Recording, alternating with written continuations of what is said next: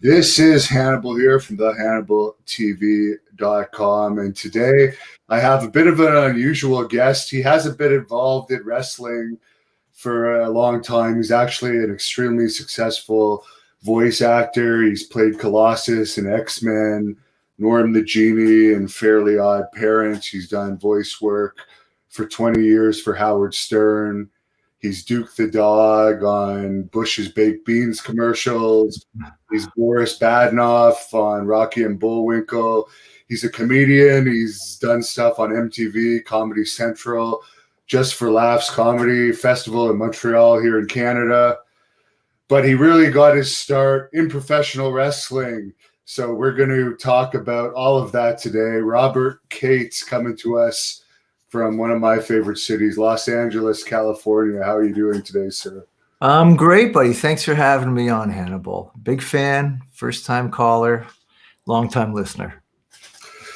Well, you've interviewed a lot of people that I've been big fans of, but it was before the days where I guess they started uploading everything on YouTube, long before those days. So how did you first get interested in wrestling to become a wrestling announcer? I loved wrestling as a kid. It was, we used to watch Lord Athol Leighton was the host of the wrestling show in Toronto, where I'm originally from. And I just love the color. I love the strength, the speed, the violence, the multinational origins of everyone, the accents. I mean, I got to tell you, like some of my accent stuff, really, like I caught my ear to the accents of everybody in pro wrestling, like Eric the Red. If you remember Eric the Red, Eric the Animal, he later went on to be. He had that great kind of Danish accent, whether it was real or put on, who really knows, right? Ivan Koloff had the Russian accent. Tigerjeet, who I ended up working with and becoming friends with, was has the great Indian Punjabi accent. So for a guy like me who's into voices, wrestling is the perfect place to train. As far as voices, can you do any wrestlers? Oh yeah, I used to. Well, you know what's interesting? I always got a kick out of. Do you remember Pampero Firpo? Yeah, he's the guy that Macho Man took the Ouya from, right? Right. And who did Macho Man take it from? Pampero. He took it from Pampero. And Pampero took it from? I don't know. Okay, so in my opinion, I think Louis Armstrong. You know. And I said to myself, what a wonderful world. Oh, yeah. Right? Then Firpo becomes, oh, yeah. Everything just, and then Macho Man put his little spin on it too. I used to love listening to Lord Athol Leighton because he had that beautiful British accent. He was so smart. Hello, what's all this then? This is not your match. No, it's not your match now. Get out. The guys were fun back there. Hey, how about it? Terry Funk? Terry Funk's got a great voice. It's really funny with the voices of all the wrestlers. They're these big guys, but quite often their voices are not baritoned at all. They're way up here, I remember I ran into Terry Funk at an audition here in LA. I think he drove all night to come in from Texas. It was like a barbecue sauce audition. And he comes in and I saw him, and Tiger Jr. was just beginning his stint with the WWE back then. And I said hi to Terry, and he goes, boy, how about that Junior? Oh, he's just a bite out of his old man's ass. And you could fill your card with the voices in professional wrestling, including the announcers. Like, I love the announcers. You remember Gordon Soley on Florida Championship Wrestling? I've interviewed his son. Yeah. Oh, man, that guy called a great match, right? It was like a Dusty Rhodes, his face a crimson mask. He had that nice low kind of smoky tone. I loved Ed Whalen from Stampede Wrestling, who I had a chance to work with later on. I worked for Hockey Night in Canada for 5 years. Kind of like while I was doing this, while I was doing the wrestling, I was doing them both at the same time. It's actually what gave me the credence to be trusted by the wrestlers, because if you're working for Hockey Night in Canada, here, you know what? Hang on, I brought it out here. There's the jacket. I still got my jacket, still fit into it too. And anyway, I had a chance to work with Ed Whalen when he was doing the Calgary Flames broadcast, and we used to talk about We used to talk about wrestling because he was, they used to play Calgary Stampede Wrestling in Antigua. And they made a parade for him there when he finally came down to visit. And here I ended up working in Trinidad, not terribly far. So yeah, wrestling is a great place to hone your craft. Do you have a Dusty Rhodes? Yeah, I could probably do Dusty Rhodes. I haven't heard him in a long time. I liked him as I like Dusty Rhodes interviews. Like his matches were a little one note for me, but I totally appreciate that, the guy was like an incredible success. Yeah, he kind of had like the African American affectation to it with a bit of a Southern kind of thing, plus the lisp on top of it. Do you do it? I don't really do impressions. Somebody's asking you to do a Doink the Clown impression as if there's an impression of him. I'll do Doink the Clown now. Ready? That's nice. Well, I hope that satisfies this guy. He also says you look like Larry Zbyszko in a way. Oh, really? Yeah. I'll take that. Yeah, Larry Zbyszko was. I liked the way he worked. He was good. But I met him one night. Yeah, he was a Bruno Sammartino student, I believe. Yeah, there is an interview on here with him, by the way. Anyone that wants to check that out. One guy you also worked with that's a popular subject on this channel, as you know, would be the Sheik. Could you tell me about that? The original Sheik. It was the original Sheik, and Eddie Farhat was his real name. And in the late 1960s and through the 1970s, when I was a little kid growing up, the wildest, most dangerous, feared wrestler in Toronto, by far, there was no close second, was the Sheik. And if you've never seen the Sheik, if you're young, you've never seen the Sheik, the original Sheik, any of his videos or anything, you got to check him out. He was Friday the 13th. And he was every horror film to a kid wrapped up in one, right? Jason Voorhees and Freddy from Friday. He was a terror as a kid. He was like a terror. He'd destroy young wrestlers and jobbers on television. He'd maul them, leave them bloody with permanent back issues from the merciless camel clutch. He'd carve their heads with pencils and pens and popsicle sticks. And his live matches at Maple Leaf Gardens were short, but they were total mayhem. And they usually resulted in an absolute community adrenaline rush. He was a bloodthirsty, violent, savage guy. And I believe he was the originator of hardcore wrestling. I mean, I'm sure there are other people that could, name a few others. But in 1981, I was a first-year radio and television arts student at Ryerson University in downtown Toronto. And I got a chance to ring announce for the B circuit in Toronto, which was run by Dave McKigney, who was the Bearman, Canadian Wild Man. Anyway, the Sheik was the main event on the card that night. And I wanted to get another wrestling show on in Toronto television on a competing station, because all we had was, at the time was like, it was Channel 11. It was what started out as being Lord Athol Leighton's original show with Frank Tunney. It was on Channel 11. But wrestling at that time in the early 1980s, it was post Ric Flair and Crockett Promotions, and WWF hadn't really taken over yet. And the territory was very much in flux. So they were using guys that really weren't drawing. The crowds were way down. And I thought this was the perfect time to launch a new show. I figured the Sheik being a competing show, I figured the Sheik being so well known in Toronto would be the perfect attachment to sell my project. So I passed a note into the dressing room the night I was working for ring announcing for McKigney to see if the Sheik would be, into talking about it. And one of the attendants came out and says, okay, the Sheik said, wait until the room is cleared and, he'll ask for you. And I go, great. And then I felt my heart bungee jump down into my boots. And it continued to bungee jump for like 20 minutes, just up and down, because, I was about to meet my generation's Freddy Krueger, right? and I could really feel my heart beating. And then the Sheik opened the door. He was holding my note, and he goes, "Robert." I go, "Yeah." He goes, "Come on in." And my first thought was, oh my God, he speaks English. He does speak English after all. He can communicate in language. Because up until then, right, all you ever heard the Sheik say was, "Hey, Lathu! Hey, Lathu! Hey, Lathu! Hey, Lathu!" And, and he'd eat paper and stuff, right? So he opens the door and he motions for me to enter the room first, right?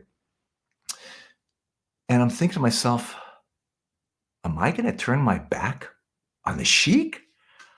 What am I, stupid? He'll Pearl Harbor me. He'll sneak attack me. He'll choke me out with his Arab headdress. He'll drool on me. The Sheik was big into drooling, man. He salivated big time. Saliva and snot on his opponents. It was the opposite of being COVID safe, right? But I'm here for a business meeting, right? So I'm trying my internal monologue. Did you ever see Hannibal? You ever see the movie A Christmas Story? You ever see the movie? But I don't remember it, but I remember the story, the narration from the kid. Right. So the narration, exactly. The narration is essentially based on the kid, Ralphie, who's a 9-year-old kid, right?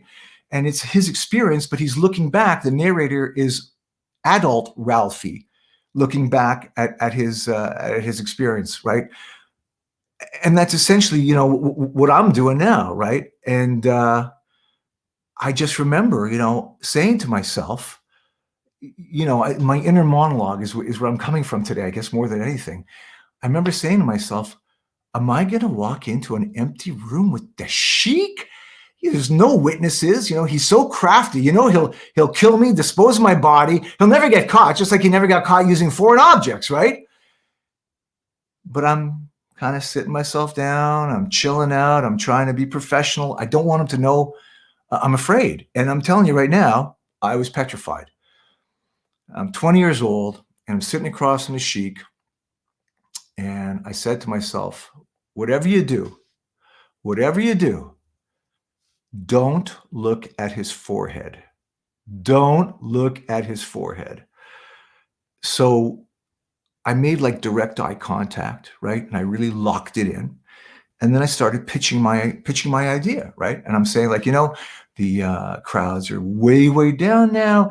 And, everyone knows that. And I kind of, when you want to make a point, you kind of look off for a second or whatever, right? So I broke my contact. And when I looked back, I was looking right at his forehead. Oh my God. It was like, it was like a ripple potato chip, except instead of potatoes, they'd used human flesh. And there was dried riverbanks of blood all over the place, like an interstate map. And you got to understand. I don't scare easy. I have a decent martial arts background, but you know what my martial arts background meant at that moment? Nothing, because it was the Sheik. And I'm like, I got to get out of this room. He's gonna throw fire at me. He's gonna throw salt at me. He's gonna bend my head back and bite me with his molars on my forehead. Where's the door? Where's the door? And that's what's going through my mind, my inner monologue. On the outside, I'm keeping it together, not bad. I had a theater teacher over at Ryerson who always said, you need to be present in your dialogue. So I started chatting about the show I wanted to do. And if the Sheik would partner with me, being the main heel and booking shows, I'd pitch a major TV station to carry our show using him, the Sheik, as an attachment. I'd be producer and announcer, and Sheik was into it. He liked my ideas, and we exchanged phone numbers. And I told him, I'd let him know when the pitch meeting was set. And I say to him, I go, hey, listen, now that, we're going to be working together, what would you like me to call you? And he goes, Sheik. And I go, Sheik it is. Sheik it is. And I pitched City TV, which was a super progressive station in Toronto, a gentleman named Fred Klinkhammer, who was GM of City, and he was also one of the heads of First Choice, one of the first pay TV stations in Canada. And he's gone on to become a multi-billionaire in communications in Europe. I pitched him the show. I told him I was Robert Cait from Lansing, Michigan. I didn't say I was from Toronto. Certainly not that I was going to school around the corner at Ryerson, because Canadians are essentially pretty impressed with Americans. At least they were back then. And he liked it. He made me a very sweet offer. I wanted the time slot before Hockey Night in Canada, right, which is 7 p.m. So I wanted 6 to 7, and that way people would make their whole evening, right? They'd sit down, guys come over, they'd be at home watching with the family, they'd watch wrestling from 6 to 7, and they'd watch their, the Leafs if they're watching in Toronto or wherever, right? And called Sheik because Fred Klinkhammer was into it. He liked it. He knew the Sheik. He saw the need and the ability for him to give us what we wanted, and called Sheik. Sheik was thrilled, and then we set up a meeting where Sheik was going to come in because he was going to bank it, right? He's going to do the money side of it, and Klinkhammer made me an excellent deal, with promos included, even commercials included. And then a few weeks later, Sheik was wrestling in Texas. I was wrestling in Texas. He had a bad sciatica problem as he got much older. And he kind of became immobile for a while. So that kind of, got in the way of us getting the show because they just filled the time slot, which was a pity. It would have been really fun. And, that was that was my story with Sheik. Which ultimately led me to Tiger, right? You got to understand, it's funny. I'm telling you this now. I was always kind of embarrassed to tell anyone how afraid I was inside, in my heart, in my inner monologue when I was talking to Sheik the first time. And I saw Al Snow, who's a professional's professional, once say that when he was working for the Sheik in the beginning of his career, that he was walking on eggshells and it was like a tinderbox, and he was always super nervous. So I figure if he could admit it, I sure can. Because the Sheik would do things even as he got older. And I heard this from a super reliable source. What the Sheik would do when he got older and he became infinitely less mobile, but he was still the Sheik and he was a legend. When he was over in Japan, for example, when he was in the dressing room with the kids, with the young guys, and the young guys were young, strong athletes who, if it came time for shoot, I'm sure could take care of the Sheik in his, in his later years. So what the Sheik would do, and this is unbelievable. I mean, this is so crazy but I heard it from a super reliable source, so I do believe it.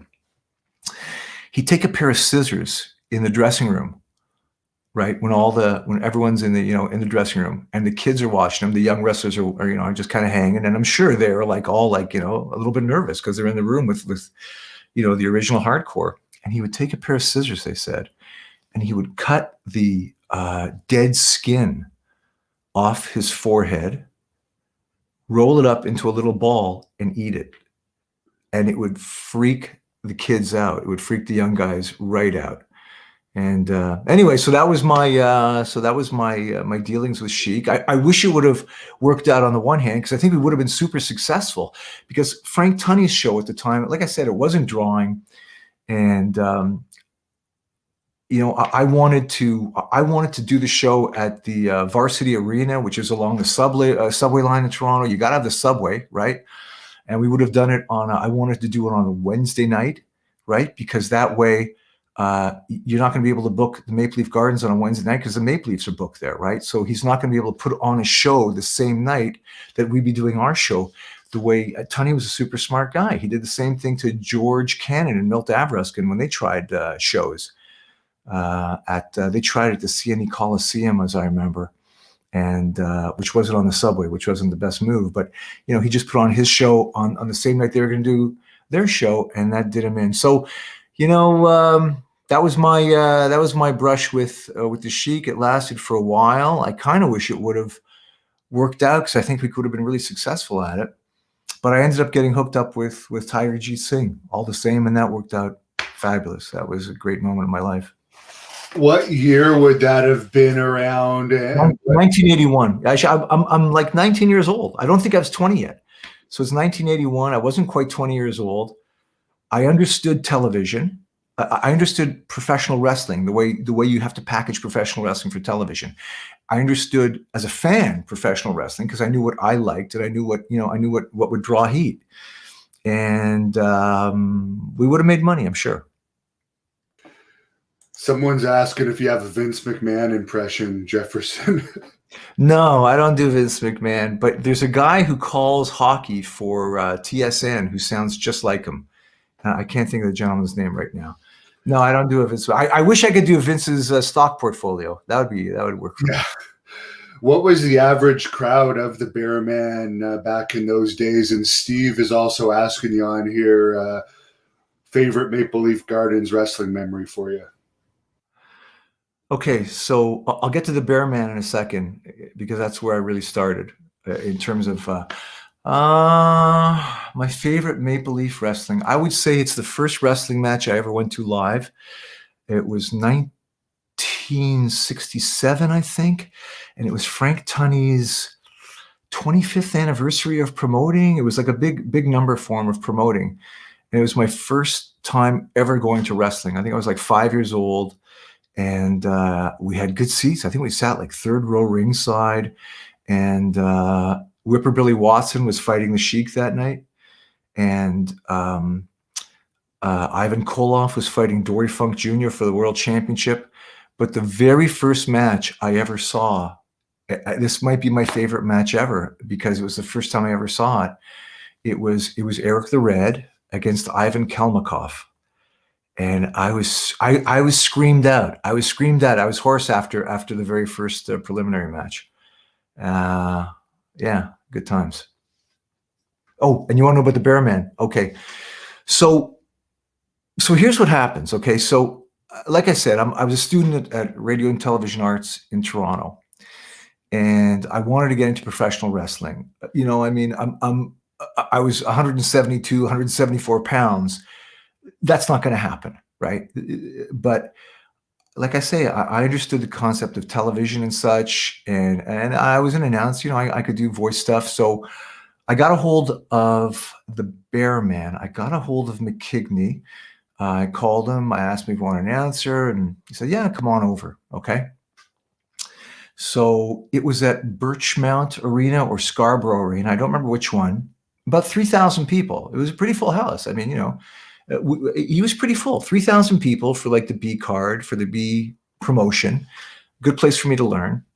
And I showed up in like a nice three-piece suit, and I had a boutonniere. There was a guy who used to be the ring announcer at that first show I ever went to at Maple Leaf Gardens. His name was Jerry Heff. And he was a really classy looking guy, and he wore like a boutonniere, and he looked great. And I'm like, okay, that's what I want to do. That's how I want to present myself. And I show up there, and the guy who had been the ring announcer before me was not going into the ring. He just kind of sat at the table, at an announce table, and he wore like a trashy T-shirt. And it was dirty and ripped jeans, and he would just like lean into the mic and say something, right? So McKigney comes over to the guy before the match, and he says, "Hey, listen, he's going to be doing," meaning me. He goes, "He's going to be doing the ring announcing tonight. You just keep time." And the guy got pissed right away. He goes, "What?" He goes, "Hey," McKinney goes, "That's what we're doing." Okay, whatever, that's what we're doing. Right away, the guy doesn't like me, okay? What are you going to do? Okay, so I go, I announce. Oh, but just before, maybe about 15 minutes before the first match, I'm walking by the heels dressing room, and I hear the ring announcer is going to juice at 5 minutes, right? So for those of you who don't speak pro wrestling-ese, that means the ring announcer is going to get cut, is going to bleed at 5 minutes, right? I'm like 19 years old. I got friends up in the audience. I invited, to watch my first ring announcing show. And I think I did the Scooby-Doo impression, and I went, "Row."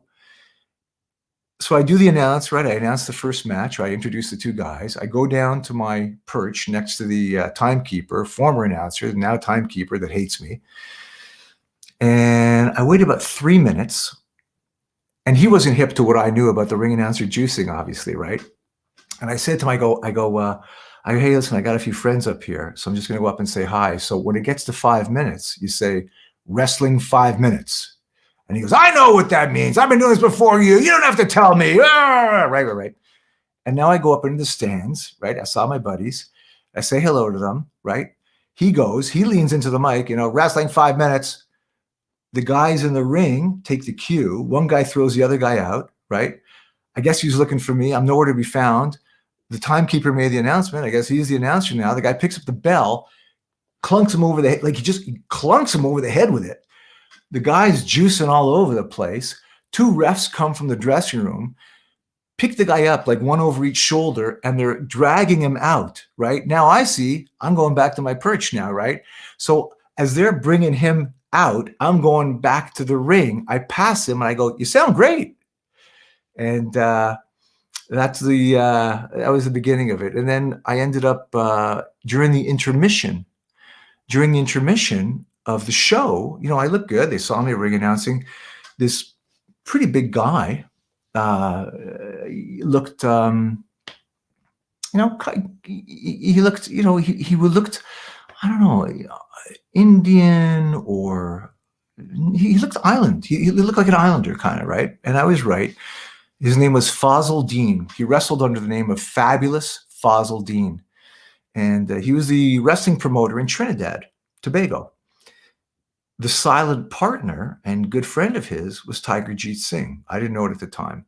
So he comes up to me and he goes, "Excuse me, sir, do you do television?" I said, "Of course I do television," right? Which was kind of a lie, because I was really just like, I was first year, second year student at the most over at Ryerson. But I did work for Hockey Night in Canada.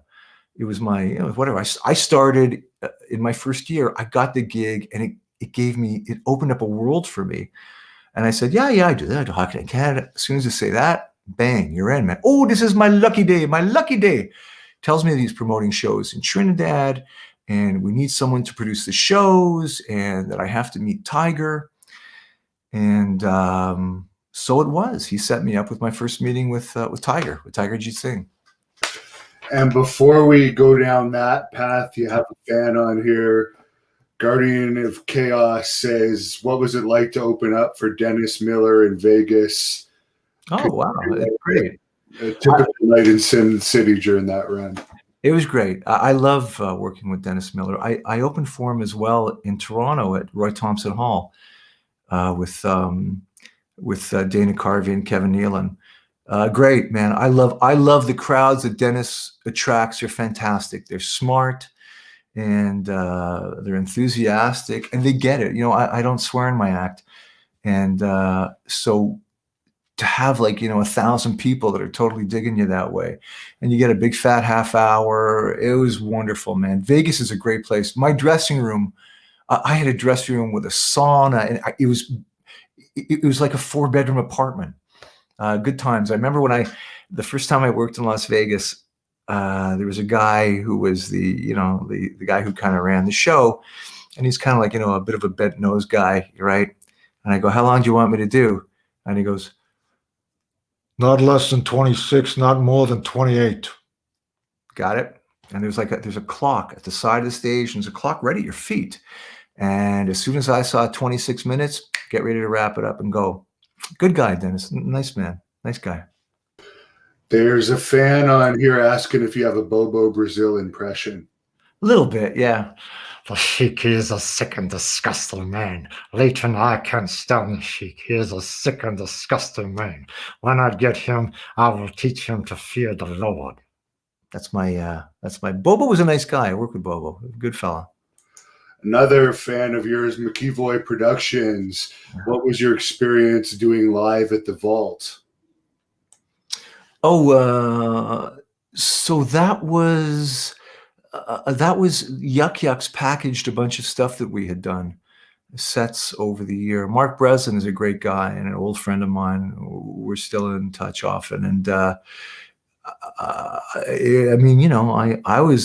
went very quickly through the system at Yuck Yucks in terms of from my open mic night till my first headlining was under a year. And I had, they shot a lot of stuff at me.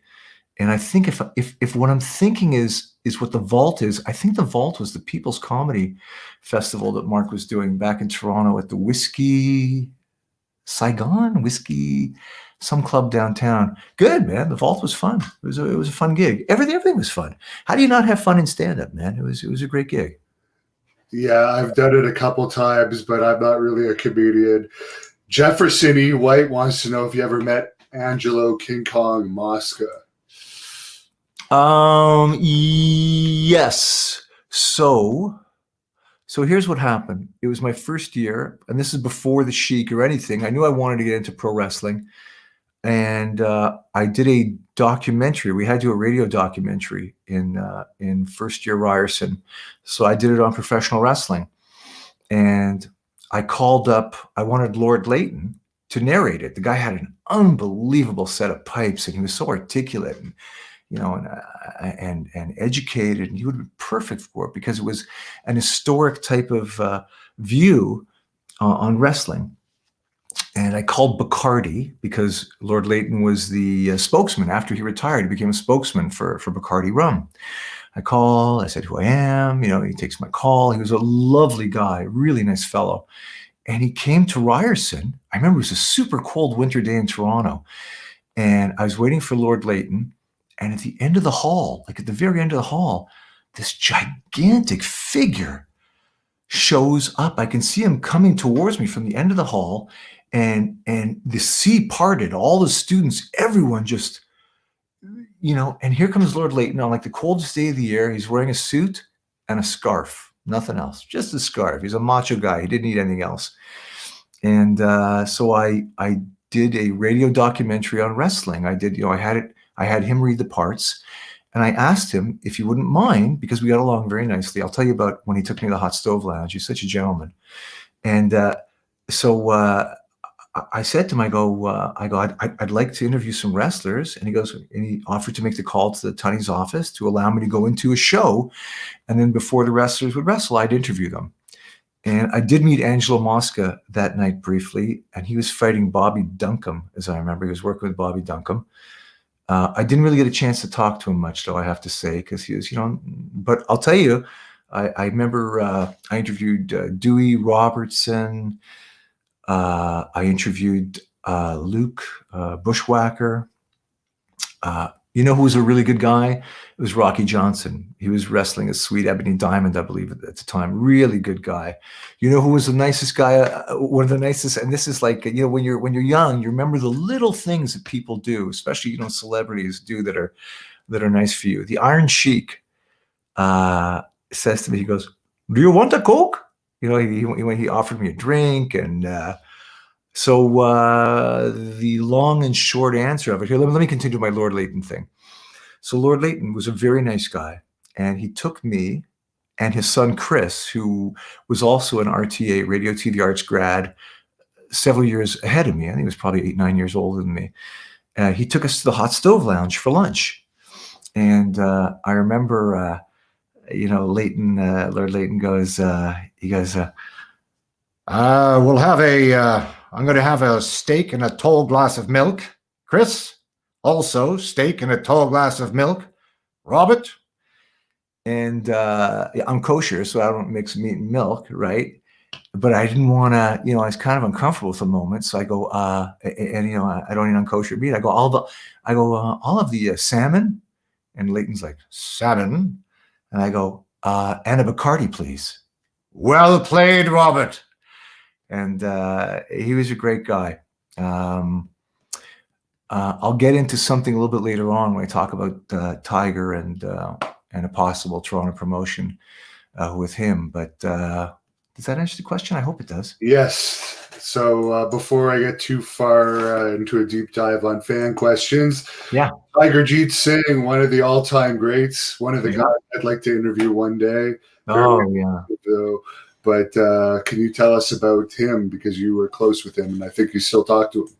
Yeah. I spoke to Tiger a few months ago, and Junior, his son, and I still communicate too. And so Fazal Dean liked me. So here's what was going on.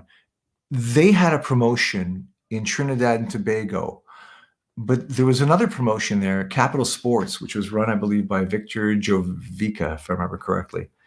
And the feeling of Fazal and Tiger was that the network was not being fair to them, that they were shortchanging them. They were favoring Capital Sports. So Tiger didn't want to have to depend on any of their producers or anything. He wanted one of his guys to be able to go down there and take care of business and, shoot the shows and and anyway, we met, we got along really well. And I remember, I liked him as a kid. I liked his wrestling style too. I liked the guys that were rugged but could wrestle. You know what I mean? The Harley Races, Tigers, Gene Kaniskis of the world, Luthez. Oh my gosh.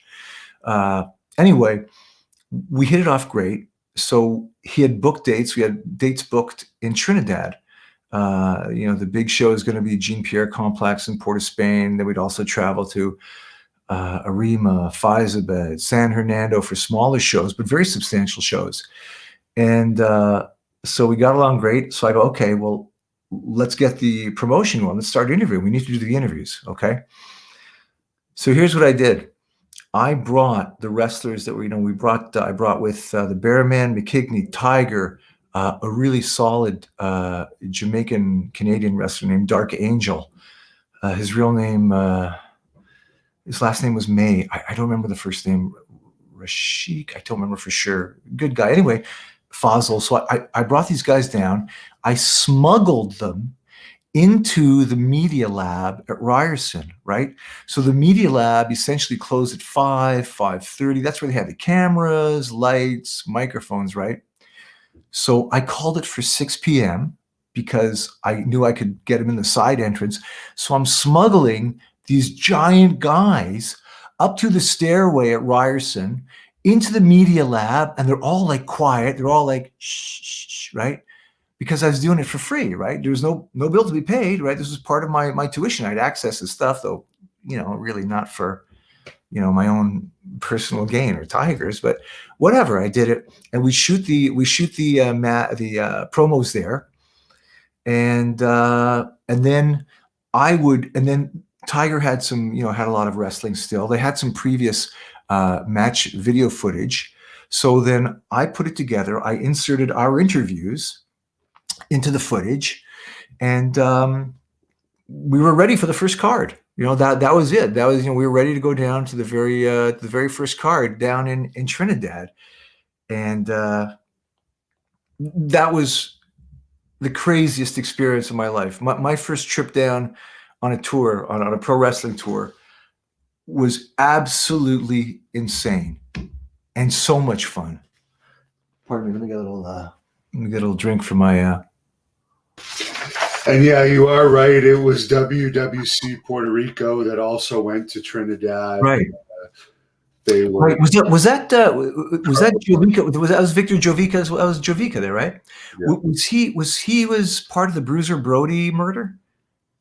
They were part of the alleged cover-up of it, because obviously there was a lot of fishy stuff that went on over there. But yeah, listen, it's different, man. It's not like working in the States or Canada. I mean, it's. I'm not saying that Trinidad is third world, and this is circa 1981 or so, right? Because there's hotels, there's whatever, but it's certainly not at all like North America. And I showed up to the flight. It was BWIA Airlines. I think the flight was like 7 a.m. It's about a 5.5 hour flight, if I remember correctly. And as I remember, Trinidad, I think, is an hour ahead of East Coast time. And I showed up at the airport. I mean, Tiger I knew, right? Fazal I knew, but no one else. I didn't know anybody else. So, Tiger's introducing me, some of the guys, well, I knew McKigney as well. Willie the Wolfman, Willie Farkas was there. The Canadian Wolfman was there. Sailor White, but not the original Sailor White, the bigger guy. I guess was Sailor White too. John White. I think it was John White. It's a while ago. I'm pretty sure I'm correct about that. And the midgets were on the midget wrestlers were on the plane. A whole bunch of guys were going down. And I'm like, my eyes are wide. Suddenly I'm part of it. I'm part of it suddenly. It was really exciting. And I really wanted to succeed. I really wanted to get a big crowd, because what was going on was they were originally doing the concept of, it's Chris Colt. Remember Chris Colt? I'm sure you remember Chris Colt. I don't know if you He's very. He's a crazy character from all reports I've heard. He was. Yeah, he was. But in some ways, he was kind of brilliant in some ways too. And that guy took bumps, man. He took big bumps. And he was way out there, man. But there was something kind of brilliant about that guy. And he drew heat. He really drew heat. Trinidadians hated him for a whole bunch of reasons. And anyway, so we're on the plane, and it's early in the morning. Like I think it was like a 7 o'clock flight. We take off, and next thing I know, there's some secret Santa buying drinks for everybody, right? I'm in college, right? I'm Canadian, so obviously I drink, but not in the morning. I mean, I never did, but I saw, well, the midgets were really drinking, man. One of the midgets threw up on the plane, and that was really pretty disgusting. For a little guy, he could hold a lot of puke. And I remember the stewardess was like aghast, and Sailor White said to the midget that did not throw up, midget wrestler didn't throw up, he goes, okay, go check some now, eh? And because he was afraid he was going to choke on his vomit or something, and whatever. Anyway, it's a party, and a lot of the guys are hitting the sauce early because we're not working that night or anything. And I'm assuming Sailor White did, but I can't say for sure. He probably did. Anyway, now we land, okay? We land in Trinidad, and everything's pretty cool, right? And, we're getting off the plane, and we get into the Port of Spain airport, and all of a sudden, and I had no idea, I'm green. It's my first tour. It's essentially my first day on the job, right? And all of a sudden, Sailor White, as we're into the airport area where like all the people are, right? He starts going on a hate-filled diatribe against Indian people. The trouble with Indian people, I'll tell you right now, I can't stand Indian people. They're right. He goes on and on about how much he hates Indian people. And I see Tiger is like, he's starting to really burn. I see him taking his jacket off, right? And all of a sudden, Sailor White goes, you know what I think's Indian people? This is what I think's Indian people. And he spits on the floor, and Tiger makes a beeline for him, and they're fighting in the airport. Everyone's fighting. I jumped in it, and everyone, the cabbies are in it, porters are in it. People are screaming. It's effing bedlam. And I kind of can't believe what's going on. And cops show up, security shows up, and they separate Tiger and White, and Sailor's shirt is torn. Tiger, who always dresses great, his clothes are rumpled, and and I'm like, what happened? I can't believe what happened. Like and on top of that, I had that a bit of a post-morning alcohol haze going on too. And cops came, they separated. I see they're kind of taking Sailor. It looks like they're putting him in with the other heels into the heel van to go to the hotel, and they keep Tiger and me and a few other people. And I see they've taken Tiger, 10 feet in front of me, and I see the cops are talking to him, security's talking to him, and my thought is, I'm going to jail. I'm going to jail in Trinidad. I just got here, and I'm going to a West Indies jail. And but everybody parted company. The cops were fine, and me and Tiger, Fazil, the other guys, we left. I remember when I remember having that post-adrenaline, like after that post-adrenaline fight shake you get, like after post-fight adrenaline shake like that, after everybody was separated. And I was kind of like half in shock. And we get into the van, and Tiger's quiet, doesn't say a word, nothing. He's chilled, almost like nothing even happened. And now I'm trying to settle. I don't want to look like I'm uncool, even though my head is going around like a washing machine in spin cycle. And Tiger was staying with Fazil at Fazil's in-laws. I was at the hotel.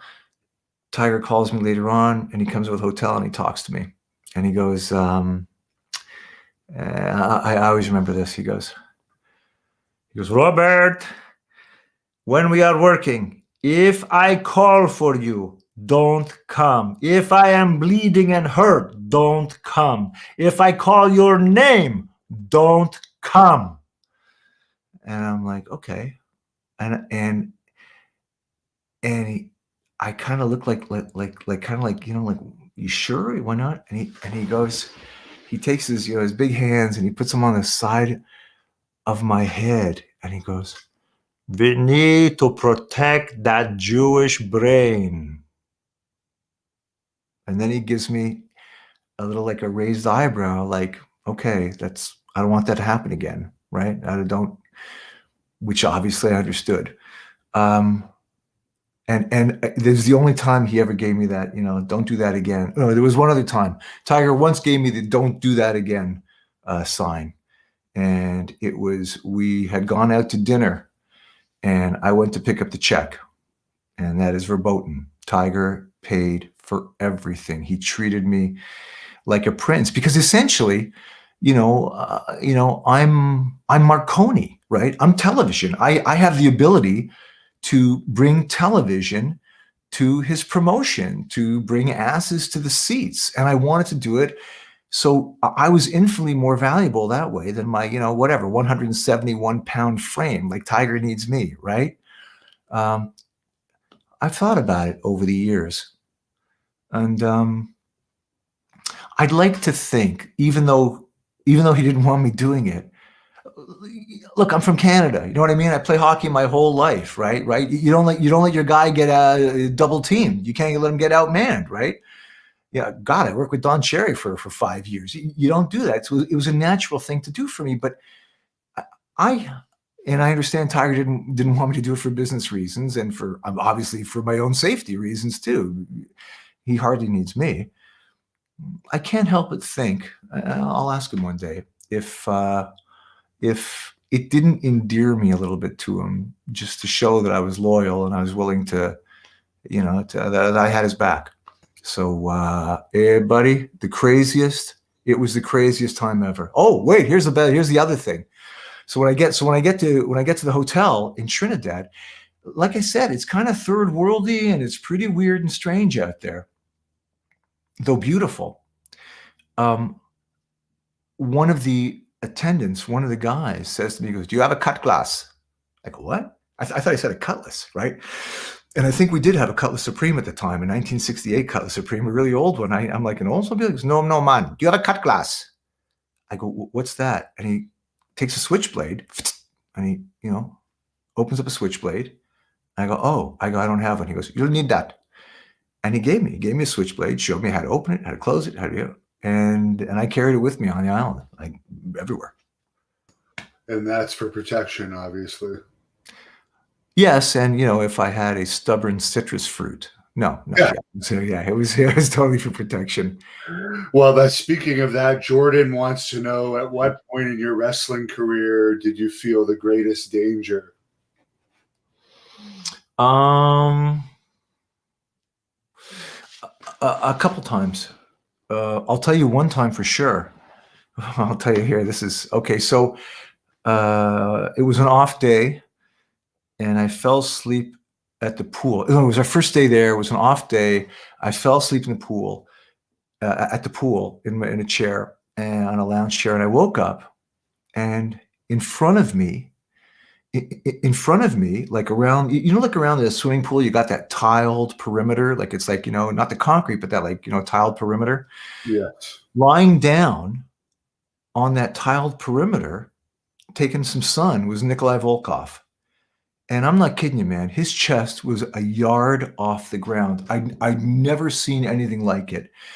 And I went over, I said, hi, and in the meantime, Sailor White comes up to me, right? And Sailor White puts his hand on my leg and he goes, ooh, nice firm ties, which is Newfoundland speak for nice firm thighs. And And it was just a natural thing to do. I just, you know what I mean? I knocked his hand away, and I kind of said in like that, in a Don Rickles kind of funny way, I go, "Hey, sailor, you been away from home too long?" In fact, I think I even said it like Roddy. I went, "Hey, sailor, you want to been from home too long?" And he gives me a look like this, like he didn't like what I said. And in the pool, only a few feet away from me, was Chris Colt. And Chris Colt goes, "Hey, you got something against people who's different, punk? Huh, punk? You got something against people who's different? You got..." And it escalated and it got ugly.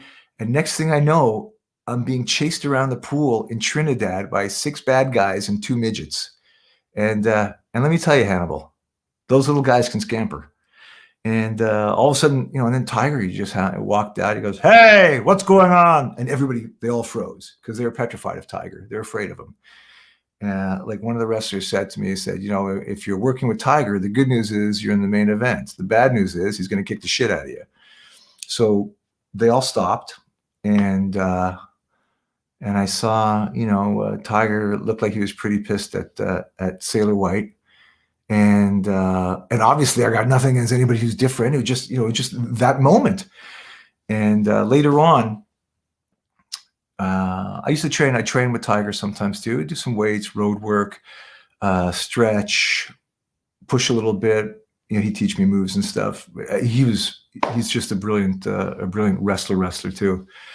And anyway, I mean, in addition to, the wild stuff he did, his technical ability is fantastic and fast, man.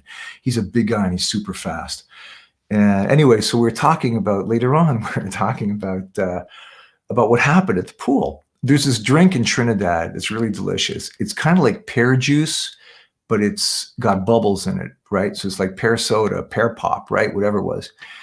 And we're talking about it. And we're having a couple laughs about it, sort of, kind of. So as a comedian, I wasn't doing stand-up yet, but I knew eventually I wanted to. So what you want to do as a comedian is you want to time your punchline with someone's last rep on a bench press, or even better, when they're drinking, right? When they're in the swallow mode, right? When the beverage is up in, throat sinus kind of area, right? So Tiger had a big thing of this pear soda, the pear pop in his hand, right? And we're talking, and he goes, "Robert, it's a good thing I got there when I did. I don't know what would have happened. They would drown you." And I said, "Drown me?" I said, "It's a good thing you came when you did, or I would have been pregnant." And I did it just when Tiger was drinking, and man, he laughed and choked and couldn't get his breath. If there would have been a referee there, I probably could have gotten a 3 count on him. And we had a huge laugh about it. And that was my and I'm going to tell you something interesting too. Tiger must have had something going on with Sailor White from previous or something, because there was something a little bit icky going on there. And Tiger fought Sailor. They worked that night, wherever it was. And I saw in front of me, man, Sailor was really drilling him on the top of his head. And I remember later on that night, Tiger was kind of rubbing his head going, "Oh, it's a little bit sore." But Tiger got really pissed at Sailor White. He busted him open, and Sailor was limping. And when he went by my announce desk, he goes, "I'm going to go back to the hotels and have 30 beers," which is Newfoundland speak for "I'm going to go back to the hotel and have 30 beers. And he probably did. Interesting comment here. How long can we sit back and let the wicked take over? This is why God is mad at us for being weak and letting the wicked rule the world. Thanks for throwing that in. Is he? Hold on a second. Is he taking a swipe at Vince McMahon there? Is that a wrestling swipe? What is that? No idea. I want to. I remembered something else now. This is about something dangerous. So one night, Dark Angel was wrestling Chris Colt. Trinidad wrestling fans are super hot-blooded. It's even different than here. I mean, they're really hot-blooded. A lot of them are carrying, or at that time anyway, had Cutlass, had a switchblade or something like that. And they hated Chris Colt. They hated him, man. That guy knew how to draw heat like nobody's business. Like I told you, there was something kind of brilliant about that guy. With all the turmoil and all the trouble and whatever else, the demons that he had, there was something kind of brilliant about that guy. He could really draw heat. And he was working with Dark Angel that night. And the crowd began to spill onto the floor, not far from where the wrestlers would come in and out of the dressing room kind of area. And it got ugly. Like there was a big, nasty throng on the floor.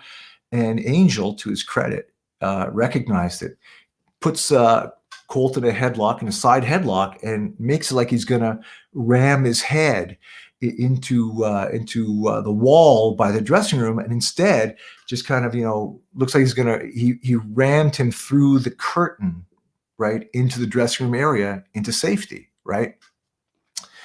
I'm calling the match, and I'm right there, and I was calling it, and I wrapped it up. I'm like, we'll be back after this. I lift my head up, and I see it's a throng of angry.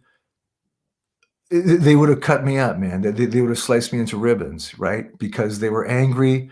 I'm the only white guy probably, around there. And it didn't look good. And this was really this is truly like, I thought I was going to get macheted to death here. And all of a sudden, phew, I feel a hand come out and grab me from behind, sort of like when they were breaking up the fight in the airport. And it was Fazil. He pulled me into safety, and he was laughing. He goes, "Bobby, don't stay out there." He's calling me Bobby. "Bobby, don't stay out there. They'll kill you." And he was laughing, and I'm like, "Whew." I'm going to tell you something. You want to hear how hot-blooded the Trinidadian wrestling fans are? One night, it may have even been that show, possibly even after that show. After the show, there's in show business they call it craft services, right? There'll be there's beverages or snacks, there's whatever. So all the guys were hanging around, and then a couple of the local guys that I guess knew Tiger from previous tours or something, and Tiger knew them. They come over. He was right next to me. I'll never forget this. He goes, they're talking about Chris Colt. They go, "Tiger," because he was screwing up in Tiger's match and tried to hurt Tiger, and we're building a show here, right? And they literally said to Tiger, and they all had switchblades on them and who knows what else, right? And they said to Tiger, they go, "Tiger, if you want him dead, we'll kill him tonight. We'll go to his hotel and we'll kill him tonight." And they meant it. Like they would have done him in, and that would have been that. And Tiger, Tiger's so smart, a very smart guy. He goes, "No, no, no, no, no, no, no, no, no. I want to do it, and I want to do it in front of everyone." So he calmed that out. But I would say that those are among the two most dangerous moments for me. There's actually a story in Ric Flair's book about a serious situation that he got into in Trinidad when he and Piper were working for Victor over there. So that just shows you the danger of the fans over there back. I don't know if they still believe that it's 100% there, but well. So listen, one night we're in a smaller town. One night we're doing a gig. We're doing a show, a stand-up. We're doing a show in one of the smaller towns, which, by the way, we were selling out. And man, that whole thing that happened at the airport with Tiger, it was so smart. It's way before the days of social media, right? But the whole island knew about what happened at the airport and the fight and the melee and everybody getting into it and the cops and security. Everybody knew about it. Because when Tiger came to the airport, Tiger's a big star there, man. He was, he was just beaten Inoki a couple of years before for the World Championship, and 65%, I believe, in the 1980s, early 80s. I think 65% of Trinidad was East Indian, and so he's a big hero there. So when he came, it was a big deal, and I'm sure they must have had media out for it. And when that whole thing happened, radio, the radio stations were talking about it. It was news. Tiger knew how to make news. In Japan, when he wanted to make headlines in Japan, he would go to a busy off ramp, or a busy intersection, and there was a Maserati, and he beat up a Maserati with a baseball bat. Tiger knew the business. He knew how to get attention. And I might be an idiot, but I don't know what a Maserati is. it's a super expensive sport car. Oh, okay. I was thinking. Hannibal, you're not an idiot. You just buy North American. I just can't afford that yet. Yet. Yeah, that was it was they were crazy times. So this night, I wanted to tell you about it. So this night in the smaller town, it was a three-man tag match. Tiger, I have to think who it was. It was three baby faces against three heels. And it got really hot. The Trinidadians, man, they are hot-blooded wrestling fans. They didn't like what was going on. Guys were double, triple teaming Tiger, and it's getting pretty friggin' close to a riot, right? And I can feel it, right? I can feel it. It's palpable. You can see people are like, they're exploding. It's way different than even like the people screaming at the matches here. It's bloodlust. And all of a sudden, from like one of the higher rows, in the grandstand, a brick, like a cinder block, goes flying down and just grazes the referee's head. And now it's this close to being like a war. And the timekeeper, who's not the same timekeeper from the McKigney show, he was a very sweet local guy, Glenn from Trinidad, from Port of Spain, really nice guy. And he says to me, he goes, Bobby, you have to say something. And I said to him, I go, buddy, I'm the only white guy on the island here. If I say something, it will guarantee the riot. It will guarantee it's gasoline on the fire. I said, you better be the one to say it. And he takes the mic, real nice guy, and he said something so smart. It had so much wisdom. He goes, ladies and gentlemen, don't let the wrestling get above you. So I don't know if this is like a West Indies term for chill out or whatever. It worked. And you could kind of hear like this big exhale, and people sat down, and the show continued. And man, I'll never forget that. It was out of control. Out of control, man. They're very, very hot-blooded wrestling fans there. Very interesting stuff. There's a fan on here that I'm sure Andy Kaufman was before your time, but no. I watched him as a kid. I loved him. Okay, well, he's asking if you ever met him in comedy, so I'm gonna guess. No, I never met Andy Kaufman. He passed away, but Andy Kaufman took chances, man. Andy Kaufman took chances. He if you ever, Man in the Moon, Jim Carrey did a great job with him, and that's worth seeing. No, I never worked with Andy Kaufman. Can't say I did. Thoughts on Triple H, which is a weird one. On Triple H? Yeah, he married well. Yeah, the greatest politician in the history of wrestling. Yeah, I don't know. I got to tell you, I mean, I have so much respect for Vince McMahon as a businessman. And the WWE, he took wrestling to, if you invested, in Titan, if you invest in his companies, you made big money. It's called professional wrestling. The idea is to make money, right? And Vince McMahon made tremendous money, billionaire money. So I tip my hat to him for that reason. The wrestling itself kind of turned into like a giant electric comic book. It turned into an obvious soap opera. Look, I used to like it when wrestling was 85% athleticism and 15% showmanship.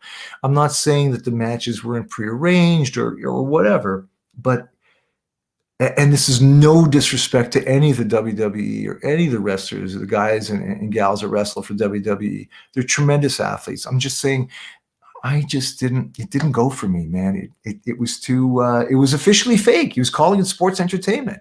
It was officially fake. We saw Oz behind the curtain. It wasn't fun anymore to me. I stopped watching wrestling for a long time until ECW came along. And ECW was fabulous. It was, it was wild. It was, it had just the right amount of showmanship to me. And,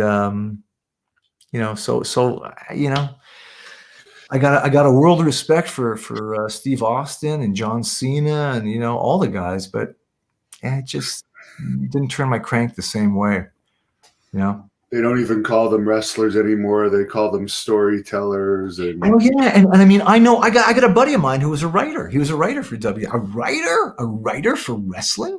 What? Yeah, that's why it's. Could you imagine a writer writing that stuff for the guys in Trinidad? Oh yeah. Okay, now you're going to pull out your switchblade. You're going to throw your cinder block. You're going to create a melee at the airport. No, that wouldn't happen. The way we worked it, the way that I like to work it, right? I always wanted to work a card or two ahead, at least. Don't think about it that day. Don't think about whatever. And Tiger was right with me. He's a super organized guy that way. It was a fun promotion. We made money. We had some real laughs there sometimes too, especially in the off days. Tiger wouldn't stay at the hotel, like I said, but like I can remember one time. This is really funny.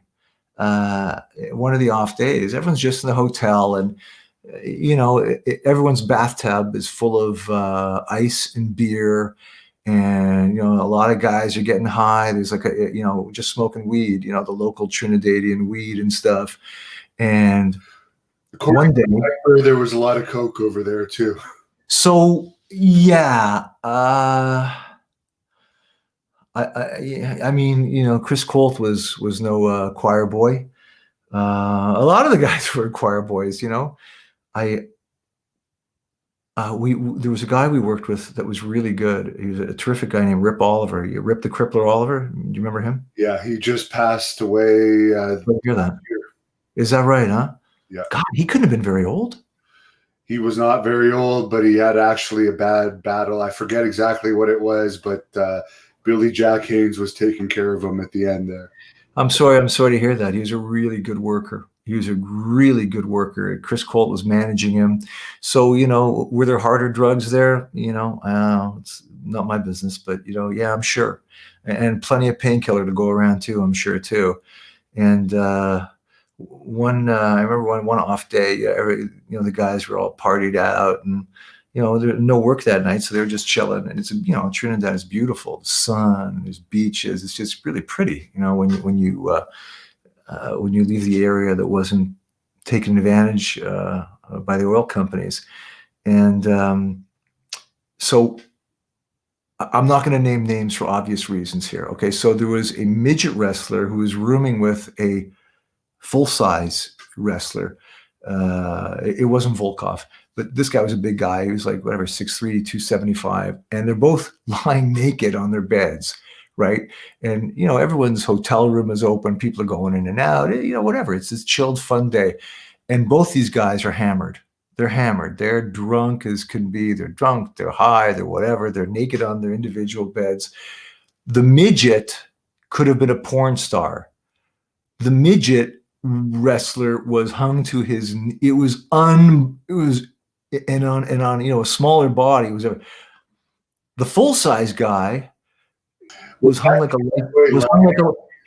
light switch.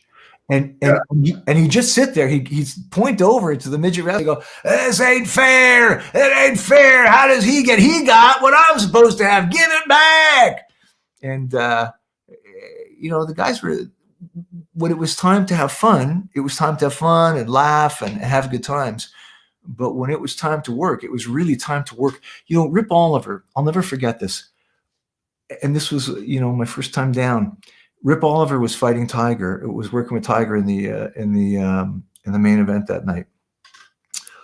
So Tiger, I hope you get a chance to talk to him. Tiger has one knuckle. Tiger's got one knuckle that juts out like a can opener. His middle knuckle. I never saw anybody blade themselves when I was working with Tiger, because they didn't have to. He had this can opener of a knuckle. He'd pop them up in scar tissue that was already there on the top of their forehead, and they'd go leaking like crazy. Anyway, Tiger works with Rip Oliver, and the match is over, right? And now the match is over. Now I want to shoot the promos for the next card, right? I want to do it while the guys are hot, while they're sweaty, while they're bloody, right? And I went over to Rip Oliver, and I look at him, and man, he's gashed open. He's bleeding. His nose looks like it's off center. He's got his arm in a sling. I don't know if he broke his arm. You know what? I seem to remember him having a cast later on. He could have broken his arm. I remember what happened now. He was getting up and he put his arm on my announce table, and Tiger, I don't know if he kicked it or hit it with something, whatever, but he must have at least fractured or something. So there's Rip Oliver, bloody, bent nose, arms in a sling. And he goes, "Hey, Robert," he's a Floridian, I believe, originally. And he goes, "Hey, Robert, come here." And I'm waiting to hear, "Look what that bastard did to me. Look what happened. What's wrong with that guy?" Or maybe he was mad at me for, I don't know what the F, right? I know what was going to happen, right? And he turns to me with the sling and the blood. He turns to me and he goes, "Is Tiger happy?" I couldn't believe what he was asking me. The guy was bludgeoned, and all he wanted to know was if he held up his side of the match properly, and if Tiger, who was a gigantic star, was happy. Well, Tiger was super happy. It was a great match. I said, "Yeah, man, you were fantastic. Listen, did you hear the people? Did you hear the pop? Did you hear the people screaming? You did great, buddy. You did great." He goes, "Thanks." And that was that was like the beginning of me understanding that guys were okay with getting hurt to a degree to propel their careers. I remember the Wolfman one night was working with Tiger, and Tiger also, cut him open, and we were doing like the little after party after the matches, and Willie the Wolfman's wife, he brought the wife down for the tour. It's a nice place to bring the wife down to the West Indies, right? So he brought the wife down to the tour. And here's Willie. He's cut, he's bloody, he's bandaged, he's all busted up. And Willie's wife is giving Tiger a big hug. "How are you? Nice to see you. Thank you for bringing us." And I'm like, man, this is some different world, man. Now, Jon Stewart brings up that you worked on My Pet Monster. That is a show that I used to watch when I was a kid. Yeah. Could you tell us about that, even though most wrestling fans probably haven't heard of it, but it was very popular in Canada? Yeah, My Pet Monster, Tintin, the Canadian cartoons. I did US Starcom in Toronto. I think that was my first American cartoon I ever did way back too. I mean, the cartoons are so much fun. They're so much fun to do. The fact that they pay you for it is an unnecessary bonus. Oh yeah, My Pet Monster. Yeah. Ooh. Yeah, they're fun. And the actors you work with are great. Which character were you? Hannibal. I'm embarrassed to tell you, I don't remember. I don't remember. I've over the years, thankfully, I've done a lot, and I have to see the show. A little while ago, someone asked me, "Were you this on this and this and show?" And I really had to think about it because, I'm sure it was going back to the mid '80s, late '80s. I should know more about my own career, but I tend not to. Yeah.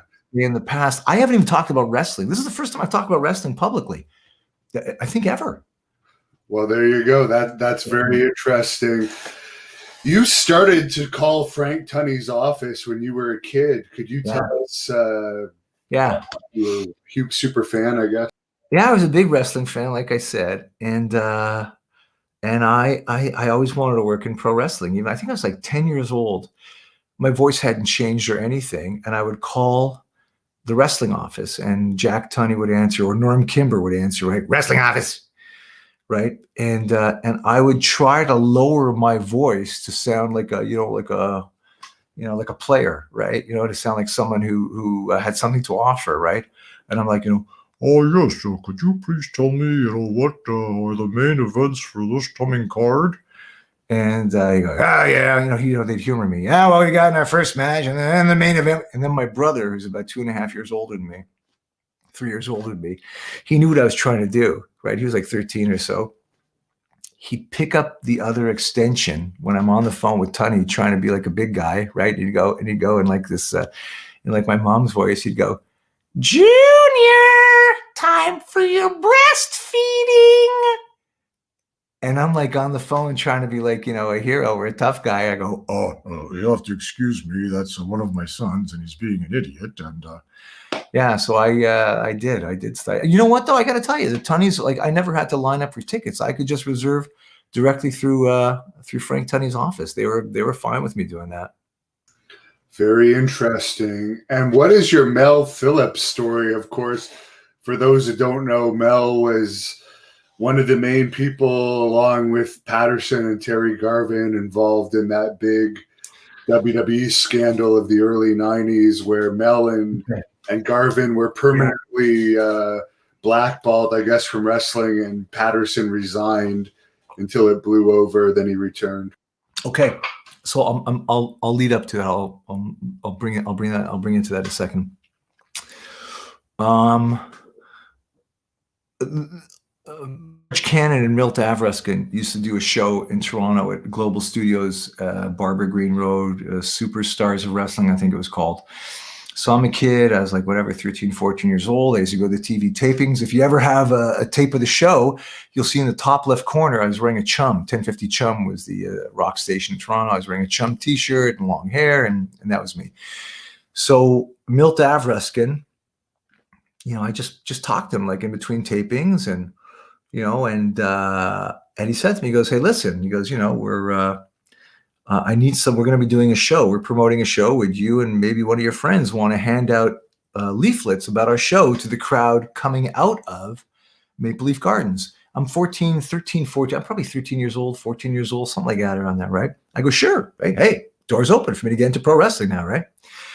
So I went with Milt Avraskin. Me and my buddy Elon, we went to Milt. Milt picked us up and drove us down to Maple Leaf Gardens. He froze. Oh my God! In the Coliseum. We lost you for about 5 seconds there. Oh, where do you tell me where you lost that, and I'll pick it back up. Just rewind about 10 seconds. Okay, I'll go backwards. Anyway, so Milt Avraskin takes myself and my friend Elon down to Maple Leaf Gardens. The crowd is coming out of the Maple Leaf Gardens show, and we're handing out flyers for the upcoming George Cannon Avraskin show. And I remember Fred Atkins comes out, and I went to give him one, and he looks at it, and I don't want to swear or anything, but essentially he offered to give me a free colonoscopy with it.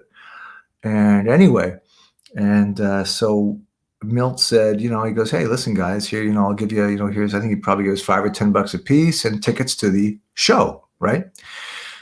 So I went to the show. I might have helped him with something at the show. He may have helped him with, selling a program or whatever it was. But I had a chance to meet, I remember I met the great Lou Thez. Lou Thez was wrestling then, right? We're talking about 1975 or so? I bet you Lou Thez was probably like 62. He was working with Hercules Cortez that night. I remember it. And anyway, they had a supremely dismal turnout. They had I don't even know how many people, but hundreds instead of thousands. And they were really bummed. And there was a partner of theirs. I don't know if he was a lawyer partner, Don. I'm going to say Don Gardner, but I don't know for sure. Somehow he accused me and Elon of sabotaging the show, which is insane. Two 14-year-olds are going to sabotage a show. The concept was crazy. And anyway, so I did like to hang out I would like to go when I was a kid. I would go to Maple Leaf Gardens before the show.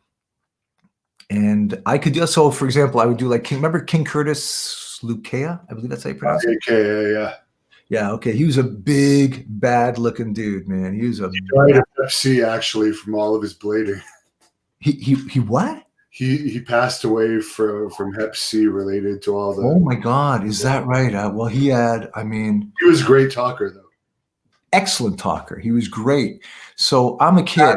Dungeon of Doom 2 for the newer fans that don't remember. He was in WCW as Sullivan's master.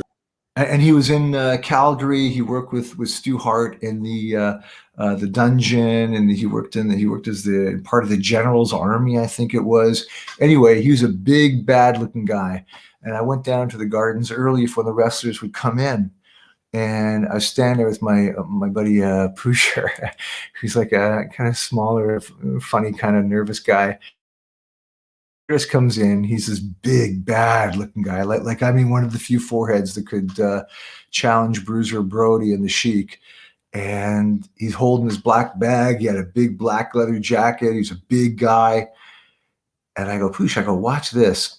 And I go behind King Curtis, and I do I was a little guy. I was a kid. I go, you know, King Curtis, this is Robert Cait doing an impression of you.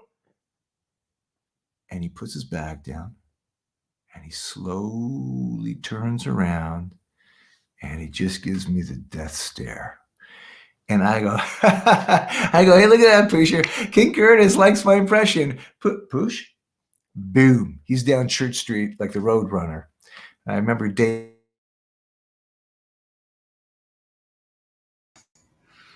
King Curtis. Hi, Dave Singer. This is Robert Cait doing an impression of you. Hey, maintenant. And I would try to like speak French or something like that. The way he was bilingual. He was doing the French and English broadcast. I don't remember how we got there, but yeah. Very interesting. But somehow you went from Mel Phillips to King Curtis. Oh, I'm sorry. That's right. You're right. I was talking about opposite people. Okay. Yeah. So okay. So that's how. Yeah. Thank you for bringing me back.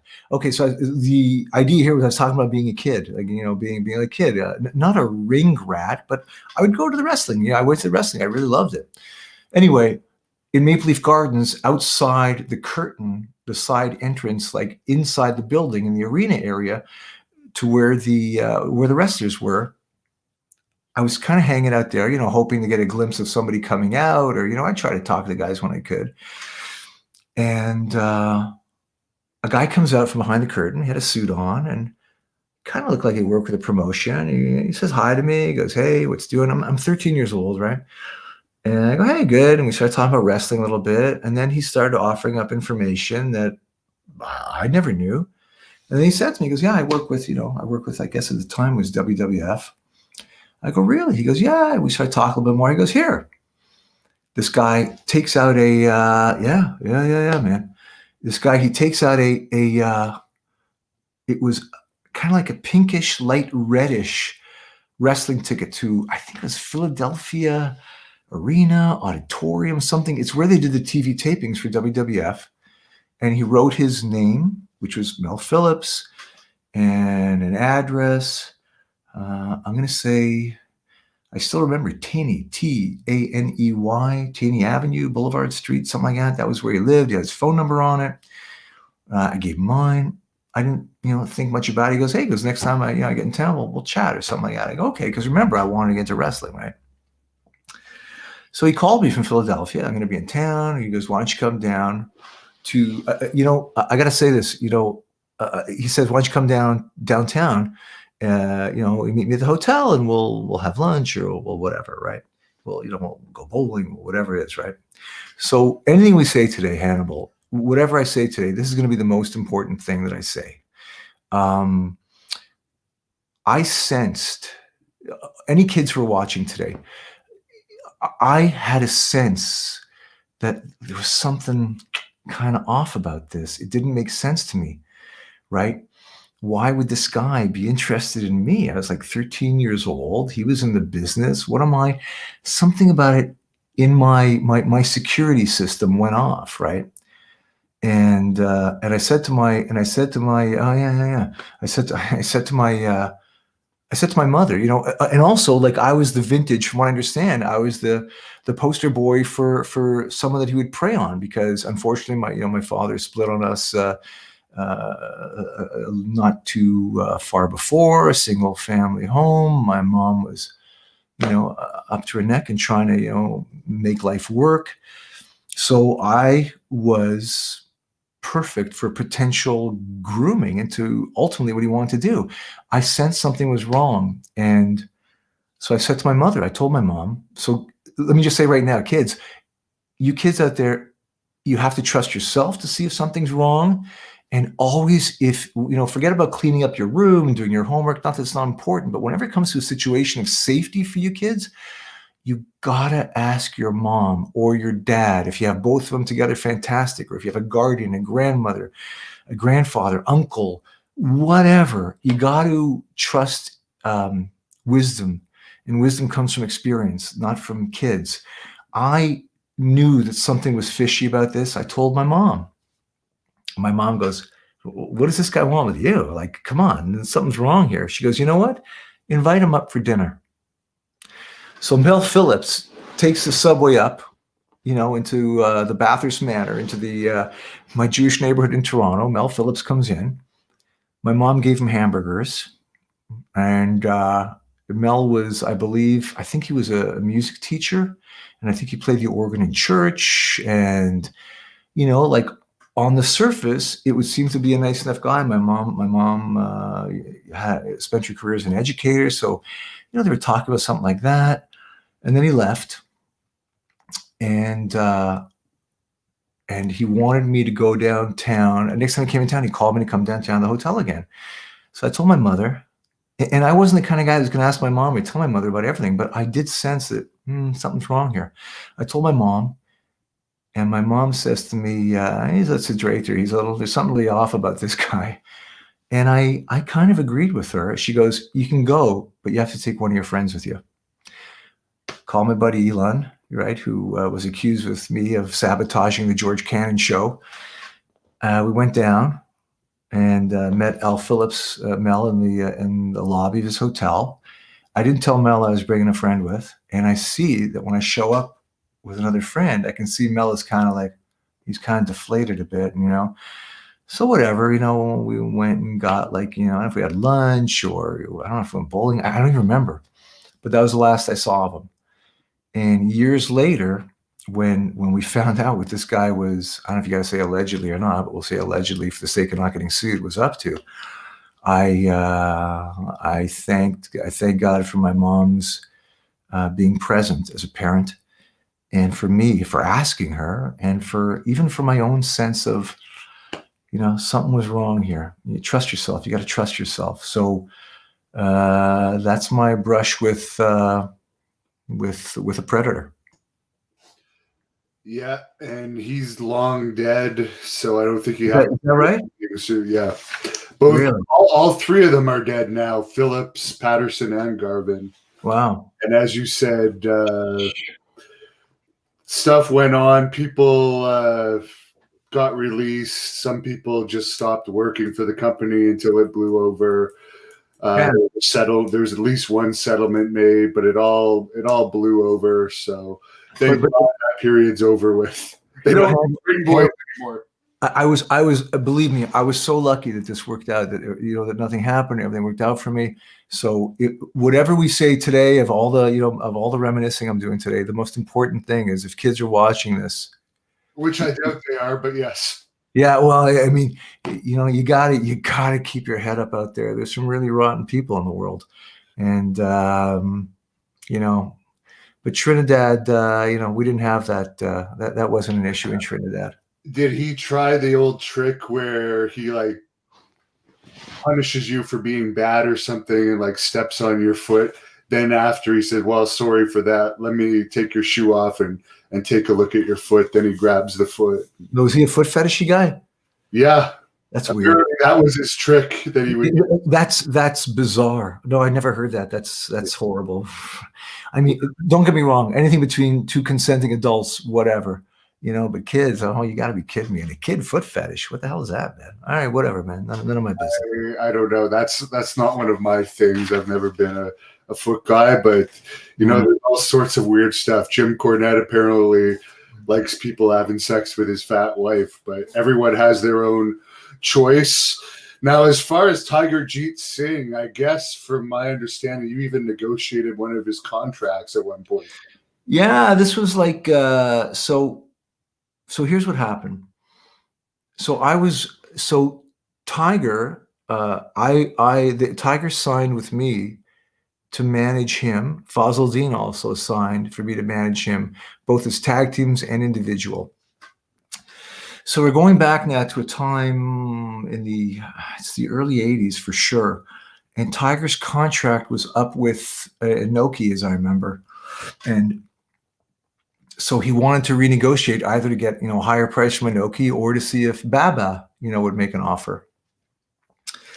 So I called Baba in Japan. I called Baba's office in Japan. And I said, and I'm like, hey, Tiger's contract is finishing. We want to see if you guys are ready. He's very happy with Inoki, but, he understands how important you are and what a great business you have and blah, blah, blah, which I knew ultimately would get back to Inoki, which would raise Tiger's quote. Or if he jumped over to Baba, he'd get a higher quote. Tiger's a really smart business guy. He knows what he's doing. And I also said to Baba, I said, we're thinking Tiger is thinking about doing a promotion here in Toronto. And if so, we'd be very happy to import to bring in your wrestlers, some Japanese talent. And Baba's office says to me, he goes, we have a very good friend in Frank Tunney. So they were, they're buddies with Frank Tunney. I'm sure, that they'd done business together before. He wasn't willing to do it. But the reason I did this, because Tiger didn't really want to run what did he need that for? He was making incredible money in Japan. He didn't need that headache. But immediately, like the next day, Tunney's office, they called Tiger to come down. We haven't had you in the ring, here in Toronto, and you're so beloved here. So they, they're giving Tiger, the red carpet is rolled out again for him. And sure enough, they started using him. He was him and Ric Flair worked not long after that at Maple Leaf Gardens, and it was. It worked out. A very smart guy, Tiger, man. He started in the business at like 16. So outside of just ring knowledge, he understood PR, understood negotiations, and he even understood training. Like, there are a lot of guys, who'll sit down on a bench and they'll lift like 600 pounds or something, or they'll do, they'll work with extremely, extremely heavy weight. And when I was working with Tiger, he's probably like about 40, like maybe 40 years old at the time, I guess, if that. But he wasn't putting that kind of pressure on his joints. So Tiger would take a heavy weight, like I said, he's going to do roll-ups for his traps or something, right? He wouldn't do like 300 pounds. He would take 150 pounds, but he'd do it 35 times. He'd do sets of 35. And in doing so, his muscles were super strong, and he also got the cardio benefit from it too. If you ever watch one of Tiger's matches, man, he goes fast. He goes hard all the way through. You don't see him slowing down. His cardio was fantastic. Fred Atkins was very big on cardio and core training, way before Pilates was ever a big deal. I remember running with Tiger often, and then we go, we do backwards. We'd switch, always, using different muscle groups and always keeping the heart pumping.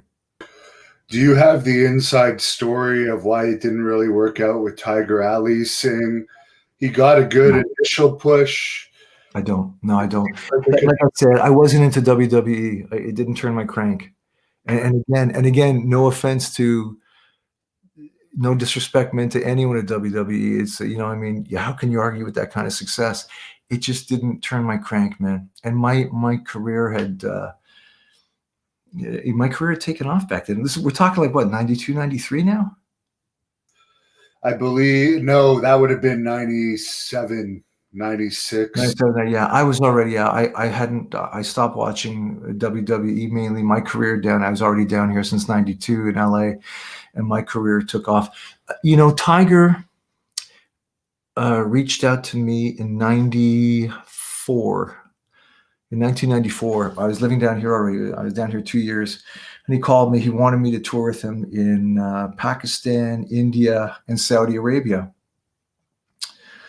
And it was tempting because I so enjoyed my time in wrestling. It was so much fun. It was thrilling. It was dangerous. It was sexy. It was, I was on television, and in like Trinidad, I was half a celebrity. There were girls. It was just fun, man. And I would have loved to have done that. I had just gotten engaged to my wife, and my career down here had taken off. I got picked up by ICM, International Creative Management, one of the big three here in Hollywood. And my career, thank God, was going fantastic. I would have loved to have gone to India. Would have been sensational to be able to tour India with Tiger. Would have been, what am I going to tell you? Pakistan, yeah, that would have been fun too. I had a lot of Pakistani friends. I even knew a little bit of Urdu, but I wasn't crazy about going to Saudi Arabia. Certainly not as a Jewish guy, though I understand things are getting better now. I didn't feel safe about that. I didn't like it. Getting better, but WWE still won't send its gay performers over there. Is that true? Yeah, well, because it could be killed for one thing, or chemically castrated. Actually, I mean, without getting into the politics of it, I just knew that wasn't for me. I didn't want to take that chance, and I know Tiger would always have my back, but in Saudi Arabia, it didn't feel good to me. I didn't want to do it. Like I say now, as we're doing this right now, Hannibal, things are getting a little bit better. Let's hope it progresses into a more long-lasting, human, respectful relationship for all. Tiger was pissed at me though. He was a little bit mad at me though that I wouldn't do the tour. I was breaking the bro code, right? I was breaking the bro code. I was going to go with him. And I could have done a really great job there. We could have, I did promos for Tiger, for India, for Vancouver, for all over the place. It wasn't the right time. My career already took off, and I was making money. I was engaged. I want to start a family, and there's enough danger in North America working in the business to go into Saudi Arabia, Pakistan. Wasn't a good move for me. Didn't work for me then. Did you ever think about getting back into wrestling when your voice career started going well? I mean, Rocky and Bullwinkle is probably a lot easier than traveling around the country, and it probably pays better too than WWE announcers in the early 90s. I don't know. I don't know what kind of coin the WWE guys were making. I would like to think they were doing pretty well. I was making really good money down here, though. Thank God, I was doing great. And it didn't. It just didn't make sense. I had moved on. I'd moved on. What am I going to tell you? I moved on. But hey, if there's ever a Great North Wrestling event up here when you're visiting Toronto. Oh, I'd love to, buddy. I'd love to. Interesting. We never actually found a great ring announcer, but I'm like, buddy, I have concussion issues now. I can't take bumps anymore. Keep your distance from the blood hunter, and you'll be just fine. No, all right. Yeah, I'll give it a shot. Yeah, I saw the your GNW match where you fought Abdullah and he hit you with a coffee pot. Yes. Yeah. Okay. So a couple things. Okay. So as a human being, I thought this is crazy. As a wrestling fan, I thought this is insane. As a comedian, I thought, I hope it was decaf or Hannibal's going to be up all night. And I was up all night actually there, but that was doing some extracurricular activities with one of the lovely female fans. Oh yeah. Funny thing is, it was very hot that night, right? And I thought I was just sweating all over. But when we turned on the light, it looked like a pig had been slaughtered in the bed. Wow. Because I guess it was still coming. Yeah, you're still leaking. You're still leaking. That was a bad. I ended up having plastic surgery done on it, and later. Is that right? How many stitches did it take to close you? Over 80. But yeah, it left a big ugly lump on my head, and finally, That's unbelievable, man. Yeah, that's crazy. You know, in this coffee, the coffee pot thing, the whole foreign object thing. So one tour, this is really interesting in terms of the inner workings of wrestling. One tour we did, the heel that was coming to work with Tiger was his tag team partner from Japan. Are you familiar with Umano Veda? Veda? I don't really follow Japanese wrestling all that much, but I do know, of course, Tigerjeet Singh. Yeah, well, yeah, and Tiger was super well known in Canada too. But so Tiger had a consistent tag team partner in Japan. His name was Umano Veda, Veda, I forget, but we pronounced it Veda. And Tiger was going to bring him in to work with him as the heel against Tiger, the babyface in Trinidad. And he was about the same size as Tiger, like 6'3", a little bit lighter. He was probably like 258, 255. Tiger was more 265, 273 or so, something like that. Both big guys, similar size, but they're tag team partners in Japan, right? Like you can go on YouTube, I'm sure, and find tons of matches with Veda and Tiger against, whomever, the Funks or Hansen or, whoever. And so you think these guys are buddies because, it was them against the world in Japan, right? I'm sure they were champions there too. So Tiger brings him in. In the meantime, there must have been bad blood between them, sibling rivalries or something. He was probably jealous. Tiger was making big money. I doubt Veda was making that kind of money. And Tiger was making fantastic money, like a giant star. Veda was probably jealous. This was Tiger's silent partner promotion in Trinidad. So he brings in Veda. He called him Mr. Fuji instead of Veda. He called him Mr. Fuji. And I remember I met him. He's a bad-looking dude, man. He was an hombre. He was an hombre-looking guy, very little English. Chris Colt was helping him out. Rip Oliver was helping him out. One morning, it was the morning of a show, I see Veda. I see him at his table, and I see him. He's taking a spoon, and he's bending the spoon backwards and forwards and backwards and forwards. The ladle portion, the scoop portion of the spoon, bending it backwards, forwards, side, backwards, forward. He pulls it off. He twists the spoon off. So there's a jagged end left where the cup portion of the spoon was, right? Then I see he takes out like some medical tape and he starts taping the bottom of the spoon for a grip. So he's leaving the jagged edge open. He's taping the handle portion for a grip for the show that night because he was going to be working with Tiger. And I'm like, you got to be kidding me. I can't believe what I'm seeing here. I told Tiger, and Tiger's like, oh, that, he's like, I'm sure these guys, I don't know if they had words or maybe they had fights in Japan, arguments, or I don't know, or maybe they had none, and this is just the way the business goes, which is a possibility too.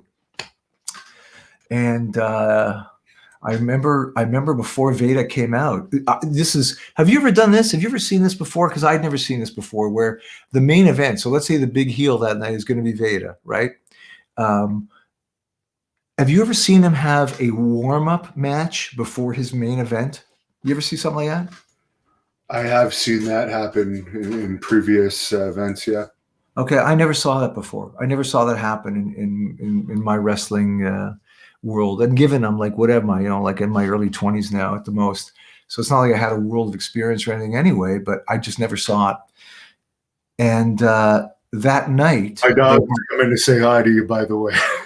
Oh, let me see. Where's your dog there? Piper, right? Yeah, she said she wants to hear your Scooby-Doo. Row. Scooby-Doo for you. Duke the dog. I got Duke the dog I do for Bush's Baked Beans. Let's hear it. I will never give away the secret recipe. Too bad. That's the Bush's Baked Beans dog. Who are the other dogs I do? I've done a bunch of other stuff too. Oh, she said, very good. Thank you. Oh, my pleasure. Anytime. I'll send you an invoice soon. Anyway, sorry that she interrupted you. Oh, no sweat, man. It's okay. I closed the door. I wouldn't let my dog in now because she's Mine will bark if I don't let her in. Mine will ask me to walk her, and then we'd have to delay the taping. Where was I? I was talking about Veda. Oh, yes. So the pre-match before this pre-match. I never seen this happen before. So Tiger was going to work with Veda that night. It was a big show, Port of Spain, thousands. We had a big crowd. And like I say, Tiger's beloved there. And all of a sudden, second, third match up, I see there was a local Trinidadian wrestler. His name was the Quiet Man. Not a big guy, maybe like whatever, 210, 220, my height, whatever, 5'10", nothing, not a big guy. And out comes Veda. Veda was a big, bad-looking guy, man, and he was tough. And he massacred this kid. I mean, it was right in front of me. And I'm telling you, this was no pulling punches, no BS. He cut the kid open. The kid's cut way open. And he kept chopping him right on the spot to increase the cut. And Fazl Dean happened to be the referee for this match. And I can see Fazl's really nervous now. Right? Fazl's is a Trinidadian guy too, even though he was living in Canada. He was a local guy. And I can see Fazl's upset, and Veda's not listening to him. He won't break the hold. He won't get away. Fazl's trying to do that Japanese referee thing of getting the butt in the way and extending the arms and right. And now I see Veda's getting pissed off with Fazl, right? And Fazl turns to me and he goes, "Bobby!" And I guess Veda knew what was coming. So Veda thrust chops Fazl right in the nuts. And I mean, you could hear it. You could hear it. You could hear it. And Fazl just freezes. He's paralyzed. He's all but breathless, and he's on his knees, and he turns to me, right, from my broadcast location, because he turns to me and he goes, "Get Tiger," right? And I'm looking at this kid, the Quiet Man, who's getting all but beaten to death in the ring, and I'm thinking about what Tiger had said, right? Don't cut, no matter, right? I'm like, But Fazl's the one that said, his partner's the one that said to go get him, right? And I'm certainly not interjecting myself in the ring, right? Oh my God, no. So I get up out of my announce desk and I start running across the crowd towards the dressing room. And now the place goes crazy. Yeah, Bobby, go get Tiger, Bobby, get Tiger. Yeah, Bobby, we love you, Bobby. You got right to go, Bobby, right? And now I go back in the dressing room. In the meantime, this poor kid, the Quiet Man, is getting his head kicked in. And I'm looking for Tiger, and I can't find him. Some of the other wrestlers are there. We had some really good young talent there too, man. Tommy Rogers, remember Tommy Rogers? Chris, a gentleman, Chris Adams. We had some really good now as well. I'm sorry, say it again. Chris Adams has passed away now as well. So. Oh my God! How about Tommy Rogers? Tommy Rogers, I think, is still alive. Yeah, Adams was shot. Really? There's a documentary of him on this channel. Really? He was a magnificent athlete, man. I found that picture of you of my head after the coffee pot incident. You could see the flap of skin. Oh, baby. Are you kidding me? Yeah.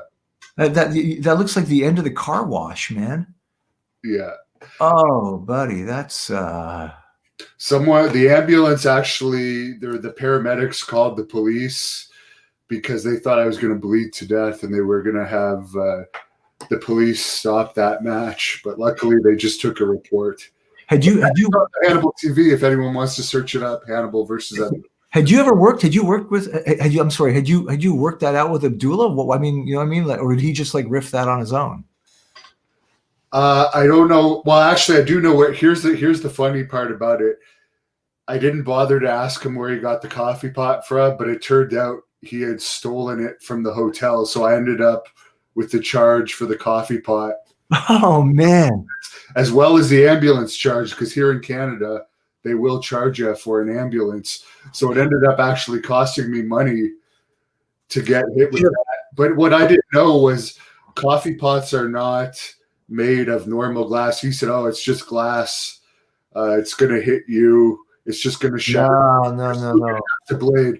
But it's because it's hot water goes in it. It's got to absorb heat. Right. That's why it does this lovely. That's because and they charge you for the coffee pot too. Yeah, which I didn't find out until I looked at the hotel bill later on, and I didn't even look at it that closely the next morning. It was only like a couple days later I was reviewing the charges, and it was like $45 for a stolen item, and I'm like, so I would So if I was your manager, I would have argued, hey, I thought it was a bottomless cup. Yeah. But, it didn't work out that way. Yeah, that's really. I mean, I don't know, man. I got to tell you, it's a different. You. The time that I spent in wrestling was just such a different world. It was so, and in Trinidad, hold on, I want to make sure I finished my story there. Oh, I didn't finish my story. So, Veda. Oh, last thing before you finish it, I don't want to say a false term here. Ronaldo is correcting us. Tommy Rogers is also dead. Tommy Rogers is dead too, huh? He was not much older than me, if at all. He was a really young guy, and he was a really talented athlete, man. Not a big guy at all. Muscular, well-built guy, but not big. But a tremendous athlete, and he went on to some real success too in the business as a tag team, as I remember.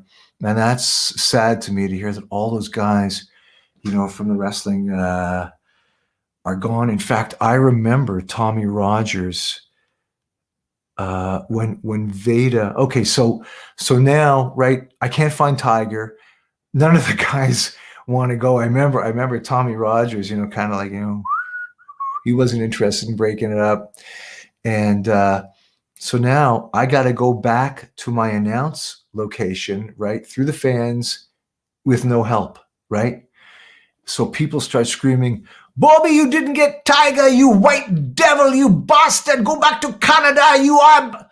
They hate me, right? They're hating me, okay?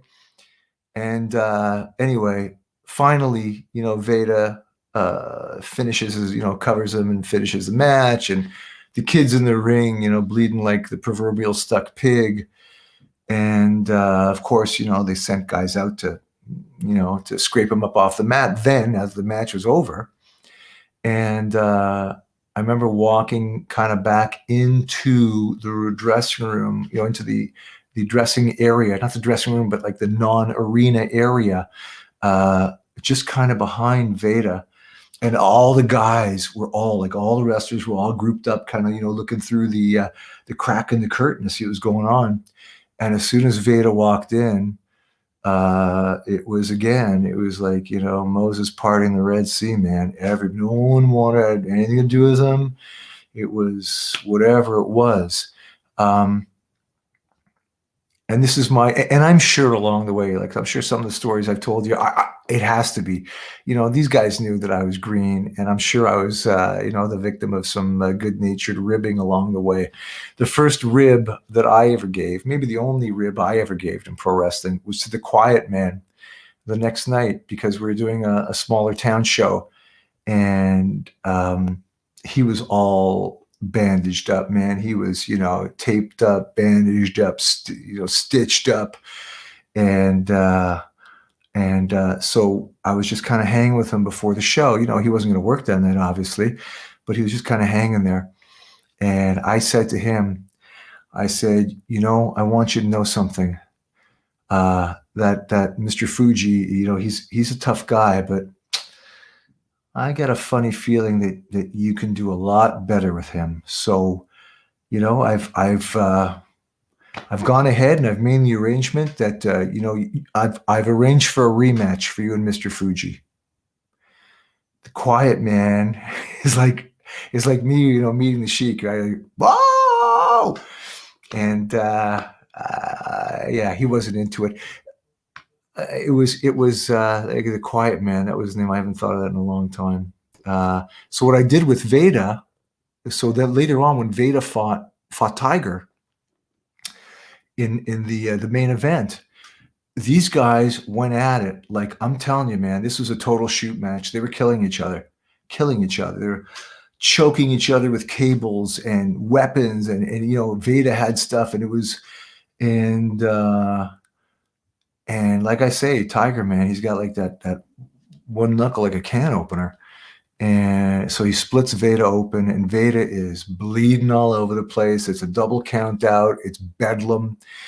And now match is over. I want to do the promos now, right? And I got Veda is bleeding like crazy. This is going to look fantastic. This is way before the days of where, I hear WWE doesn't want blood on television or anything like that now. But for me as a producer, I'm like, well, here's an opportunity, right? Let's not let this get missed.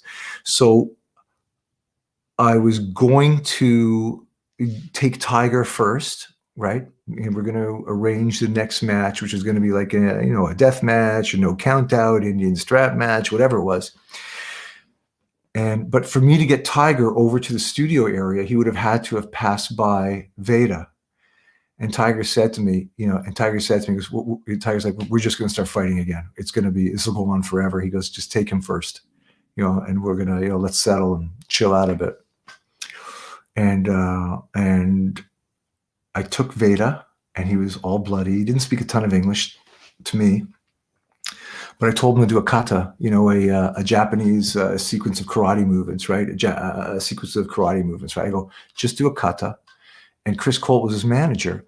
And I said, Chris, I go, let's get going for the next show. Let's talk about what we want to do. And Chris Colt was a really smart guy, and he was super creative. And like I said, in some ways, kind of genius. And, he was way ahead of his time in a lot of ways. And so and we're going to have Mr. Fuji, Chris Colt, come on in here, Chris Colt comes out. Fuji's doing his kata. He's all bloody. This is going to look fantastic. Chris Colt goes, we're going to take over this island's wrestling. We're going to do it, me and Mr. Fuji. We're not just going to take over this island's wrestling, though. And I'm like, oh? We're going to take over this island politically. We're going to run the island. We're going to be the government. Okay, this is kind of crazy. And at that time, Grenada, there was a revolution going on in Grenada. I think the American army had just sent in a presence, and there was a revolution there. So it's a tinderbox. It's a political tinderbox, that area. I think Grenada is 100 miles north of Trinidad, something like that? Okay. Now I'm going on the plane back home. I'm with Tiger, right? This tour's done. We're going to go on the plane back to Toronto. And some not a cop, but like a special forces guy or whatever the FBI of Trinidad kind of is, goes, Robot Cait, is Robot Cait here? I go, that's me. Come with us. Tiger looks at me like, did you do something? I go, no, man, nothing, no, whatever. They take me off the plane, and they showed a tape of what I wanted to do. They showed the kata tape of the bleeding and Chris Colt calling for a political revolution. And they said, we can't have that. This can't be done. And, what's going on just north of here. And if you're responsible for this, I said, okay. Just, don't get excited. I said, give me the tape. I'll take it back to Toronto. I'll re-edit it. I'll have my editor re-edit it. I'll revoice it. I'll take care of it. And I'll send it back to you. No charge, no nothing. And that's what I did. And that was kind of scary. And to wind it down here, you were an announcer, obviously, in wrestling. Who were some of your favorite announcers in the wrestling business? We've already heard your Gordon Soley impression. Yeah. Jesse Ventura, he's my favorite. Jesse was great. He's funny too. Jesse was really funny. Good sense of humor. I'm gonna tell you, I think my favorite announcer, I think, was Ed Whalen Did you ever watch Stampede Wrestling? Of course I did. Yeah, it's my favorite. Yeah, I loved Ed Whalen's show, and it was a single camera shoot. I'm pretty sure too. Just because you worked with Abby for so long, I seem to remember Abdullah pissing off Ed Whalen and Ed Whalen trying to get at Abdullah. Ed Whalen wasn't a big guy at all, but he's trying to get at Abdullah. And I remember Stu Hart.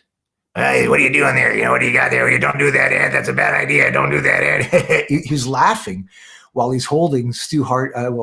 Stu is laughing while he's holding Ed Whalen back because, Abdullah would have eaten his lunch and him too. So hip ho and away we go with another edition of Stampede Wrestling. In the ring, Mrs. Hayes Bad Boy Gill and his partner, Bloody Bob Sweet 10 from Toronto. That's my Ed Whalen memory. Pretty good. How would he say ring-a-ding-dong dandy? Ring-a-ding-ding-dong dandy. What was the other thing he used to do? Malfunction at the junction. Katie, bar the door. That's it. Well, folks, there it is. That's it. Another edition of Stampede Wrestling. Bye, all. He was great, man. That was a great show, and it was from the arena. So you really, I just to highlight as we wrap here the difference between Trinidad, working like in the island, and working, in North America. Like I said, I was lucky enough to work for Hockey Night in Canada for 5 years, and there was no BS. There was no failure in Hockey Night in Canada. It was a live broadcast, and you got it right. There was no room for error. There's none, and that's how I ran the stuff that I was shooting. So one night in Trinidad, the show was going to be at I think the show was at 8. So I wanted the truck to be there at 5, and then we would do our tests. They'd unpack, we'd do our color tests and audio check, everything at 6. The guys could have dinner break until 7, and then I wanted everybody in their location, right, to set up shots to be all ready for the show. Anyway, 5 o'clock truck doesn't roll up. 6 o'clock truck doesn't roll up. 6:30. Now I'm getting really nervous, and I don't want to tell Tiger or the guys or anything because they're going to be really pissed, and they'll be nervous, right? Finally, like 7:30, the truck comes up, and I'm like livid, and I say to the head of the crew, I go, "What's going on? We got a half hour till air. Where were you guys?" And he goes, "Well, Bobby, it was raining, and the boys' spirits was so low." I said to him, I go, I don't care, man. You're all getting paid. And if this happens again, I'm going to bring my crew from Toronto. And it never happened again. Wow. Yeah. John Stewart on here was mentioning if you could say in the meantime and in between time, there's going to be a malfunction at the junction. In the meantime and in between time, malfunction at the junction. Ho, ho, ho. Yeah. Ed Whalen was the best, man. I dug that guy. Yeah, he was quite the character. Is there anything you want to plug here before we go? I know you're on Facebook. Are you on Twitter or anything? Yeah, I'm on Facebook. I don't really do Twitter or Instagram, though I got to start doing that more and more because the world is changing, and I see that's what we have to do.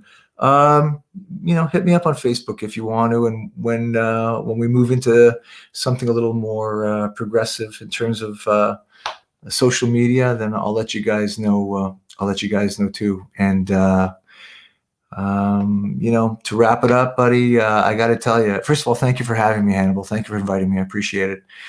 And I just want you to know that I've been super lucky in my life. Thank God to be able to work in all kinds of really fun, creative, and exciting stuff.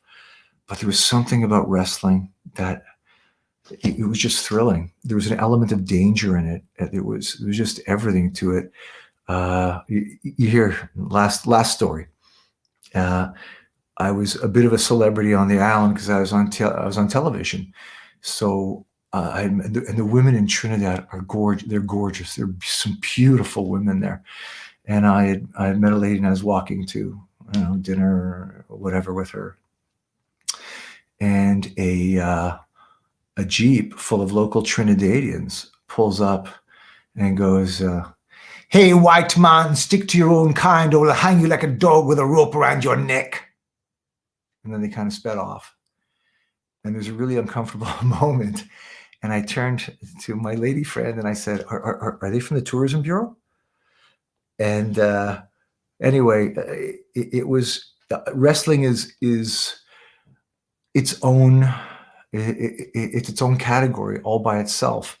But then when it went to somewhere like that was non-North American, Western world-ish, it got even wilder. And as I look back, I'm so glad I did it when I was young. Would I ever do something like that again? Yeah, maybe I would. I don't know. But man, it was fun. It's irreplaceable fun. I'm just so grateful to have been a part of it. John Wood was asking if you had a Macho Man impression. You did a Pampiro Frippo, so I'm sure you could do a... Oh, yeah. Let me tell you something. Slim Jim. Oh, yeah. Bite into a Slim Jim. Oh, yeah. Oh, I know what I want to tell you. Lanny Poffo. Lanny, who is his brother. His brother. We all know about him. Okay. I got to tell you something. I happen to have seen this. You did a work with Lanny. I don't know how long ago it was. How long ago was it roughly? You did something with him, and it was the post-match thing that you did, right? You did a work with him post-match, right? Yes. Okay, so I got to tell you.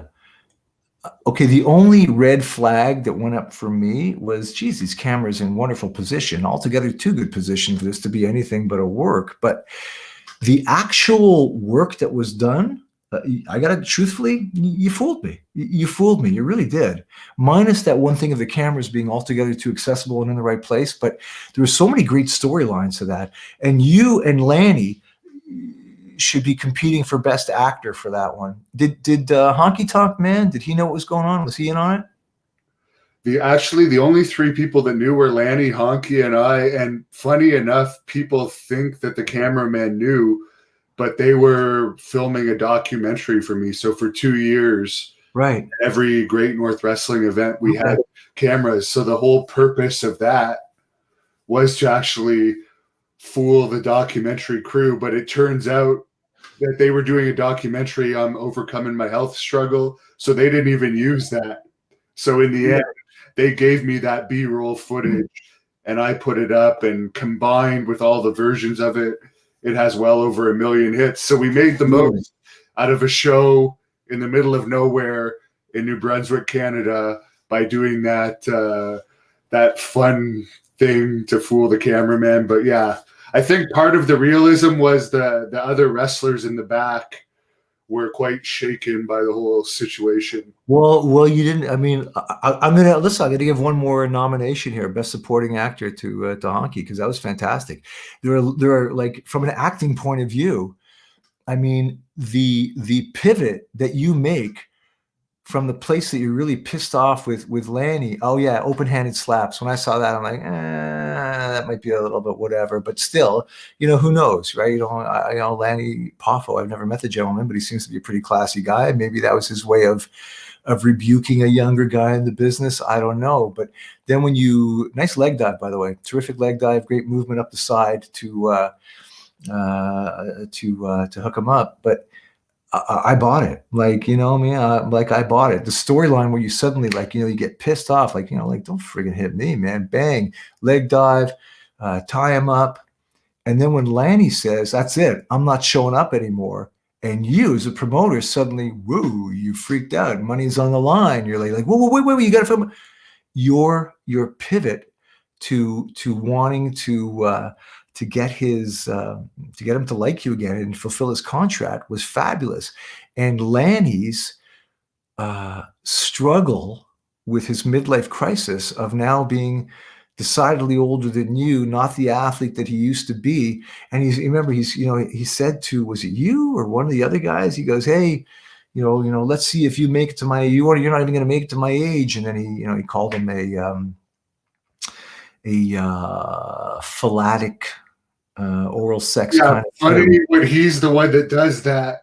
That's what I'm going to say. The irony here is that this guy is known for autophilatic activity, right? So he's kind of putting down what he's famous for. Which, but that was really well done, man. I applaud all three of you. And the funny thing is we have a fan here that brought it up. We were friends after that, but the funny thing is, because it was the documentary team's footage.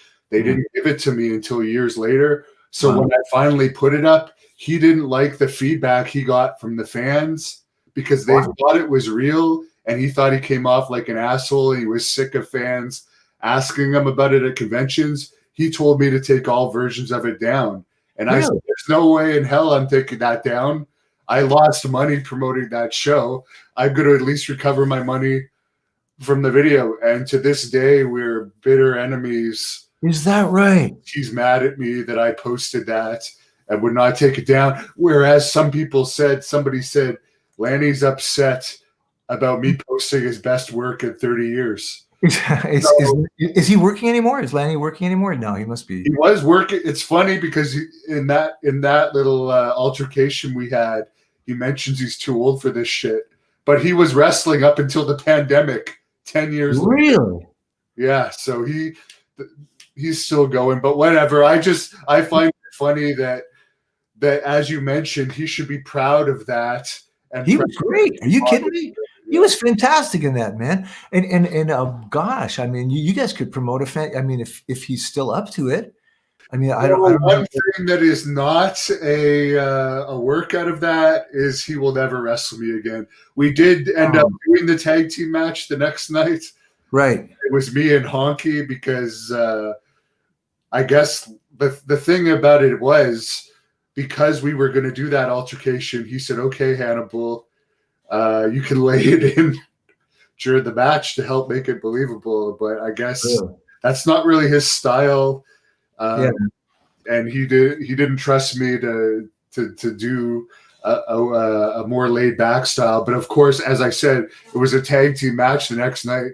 Honky and I were in the ring together, and Honky's more laid back than Lanny. Right.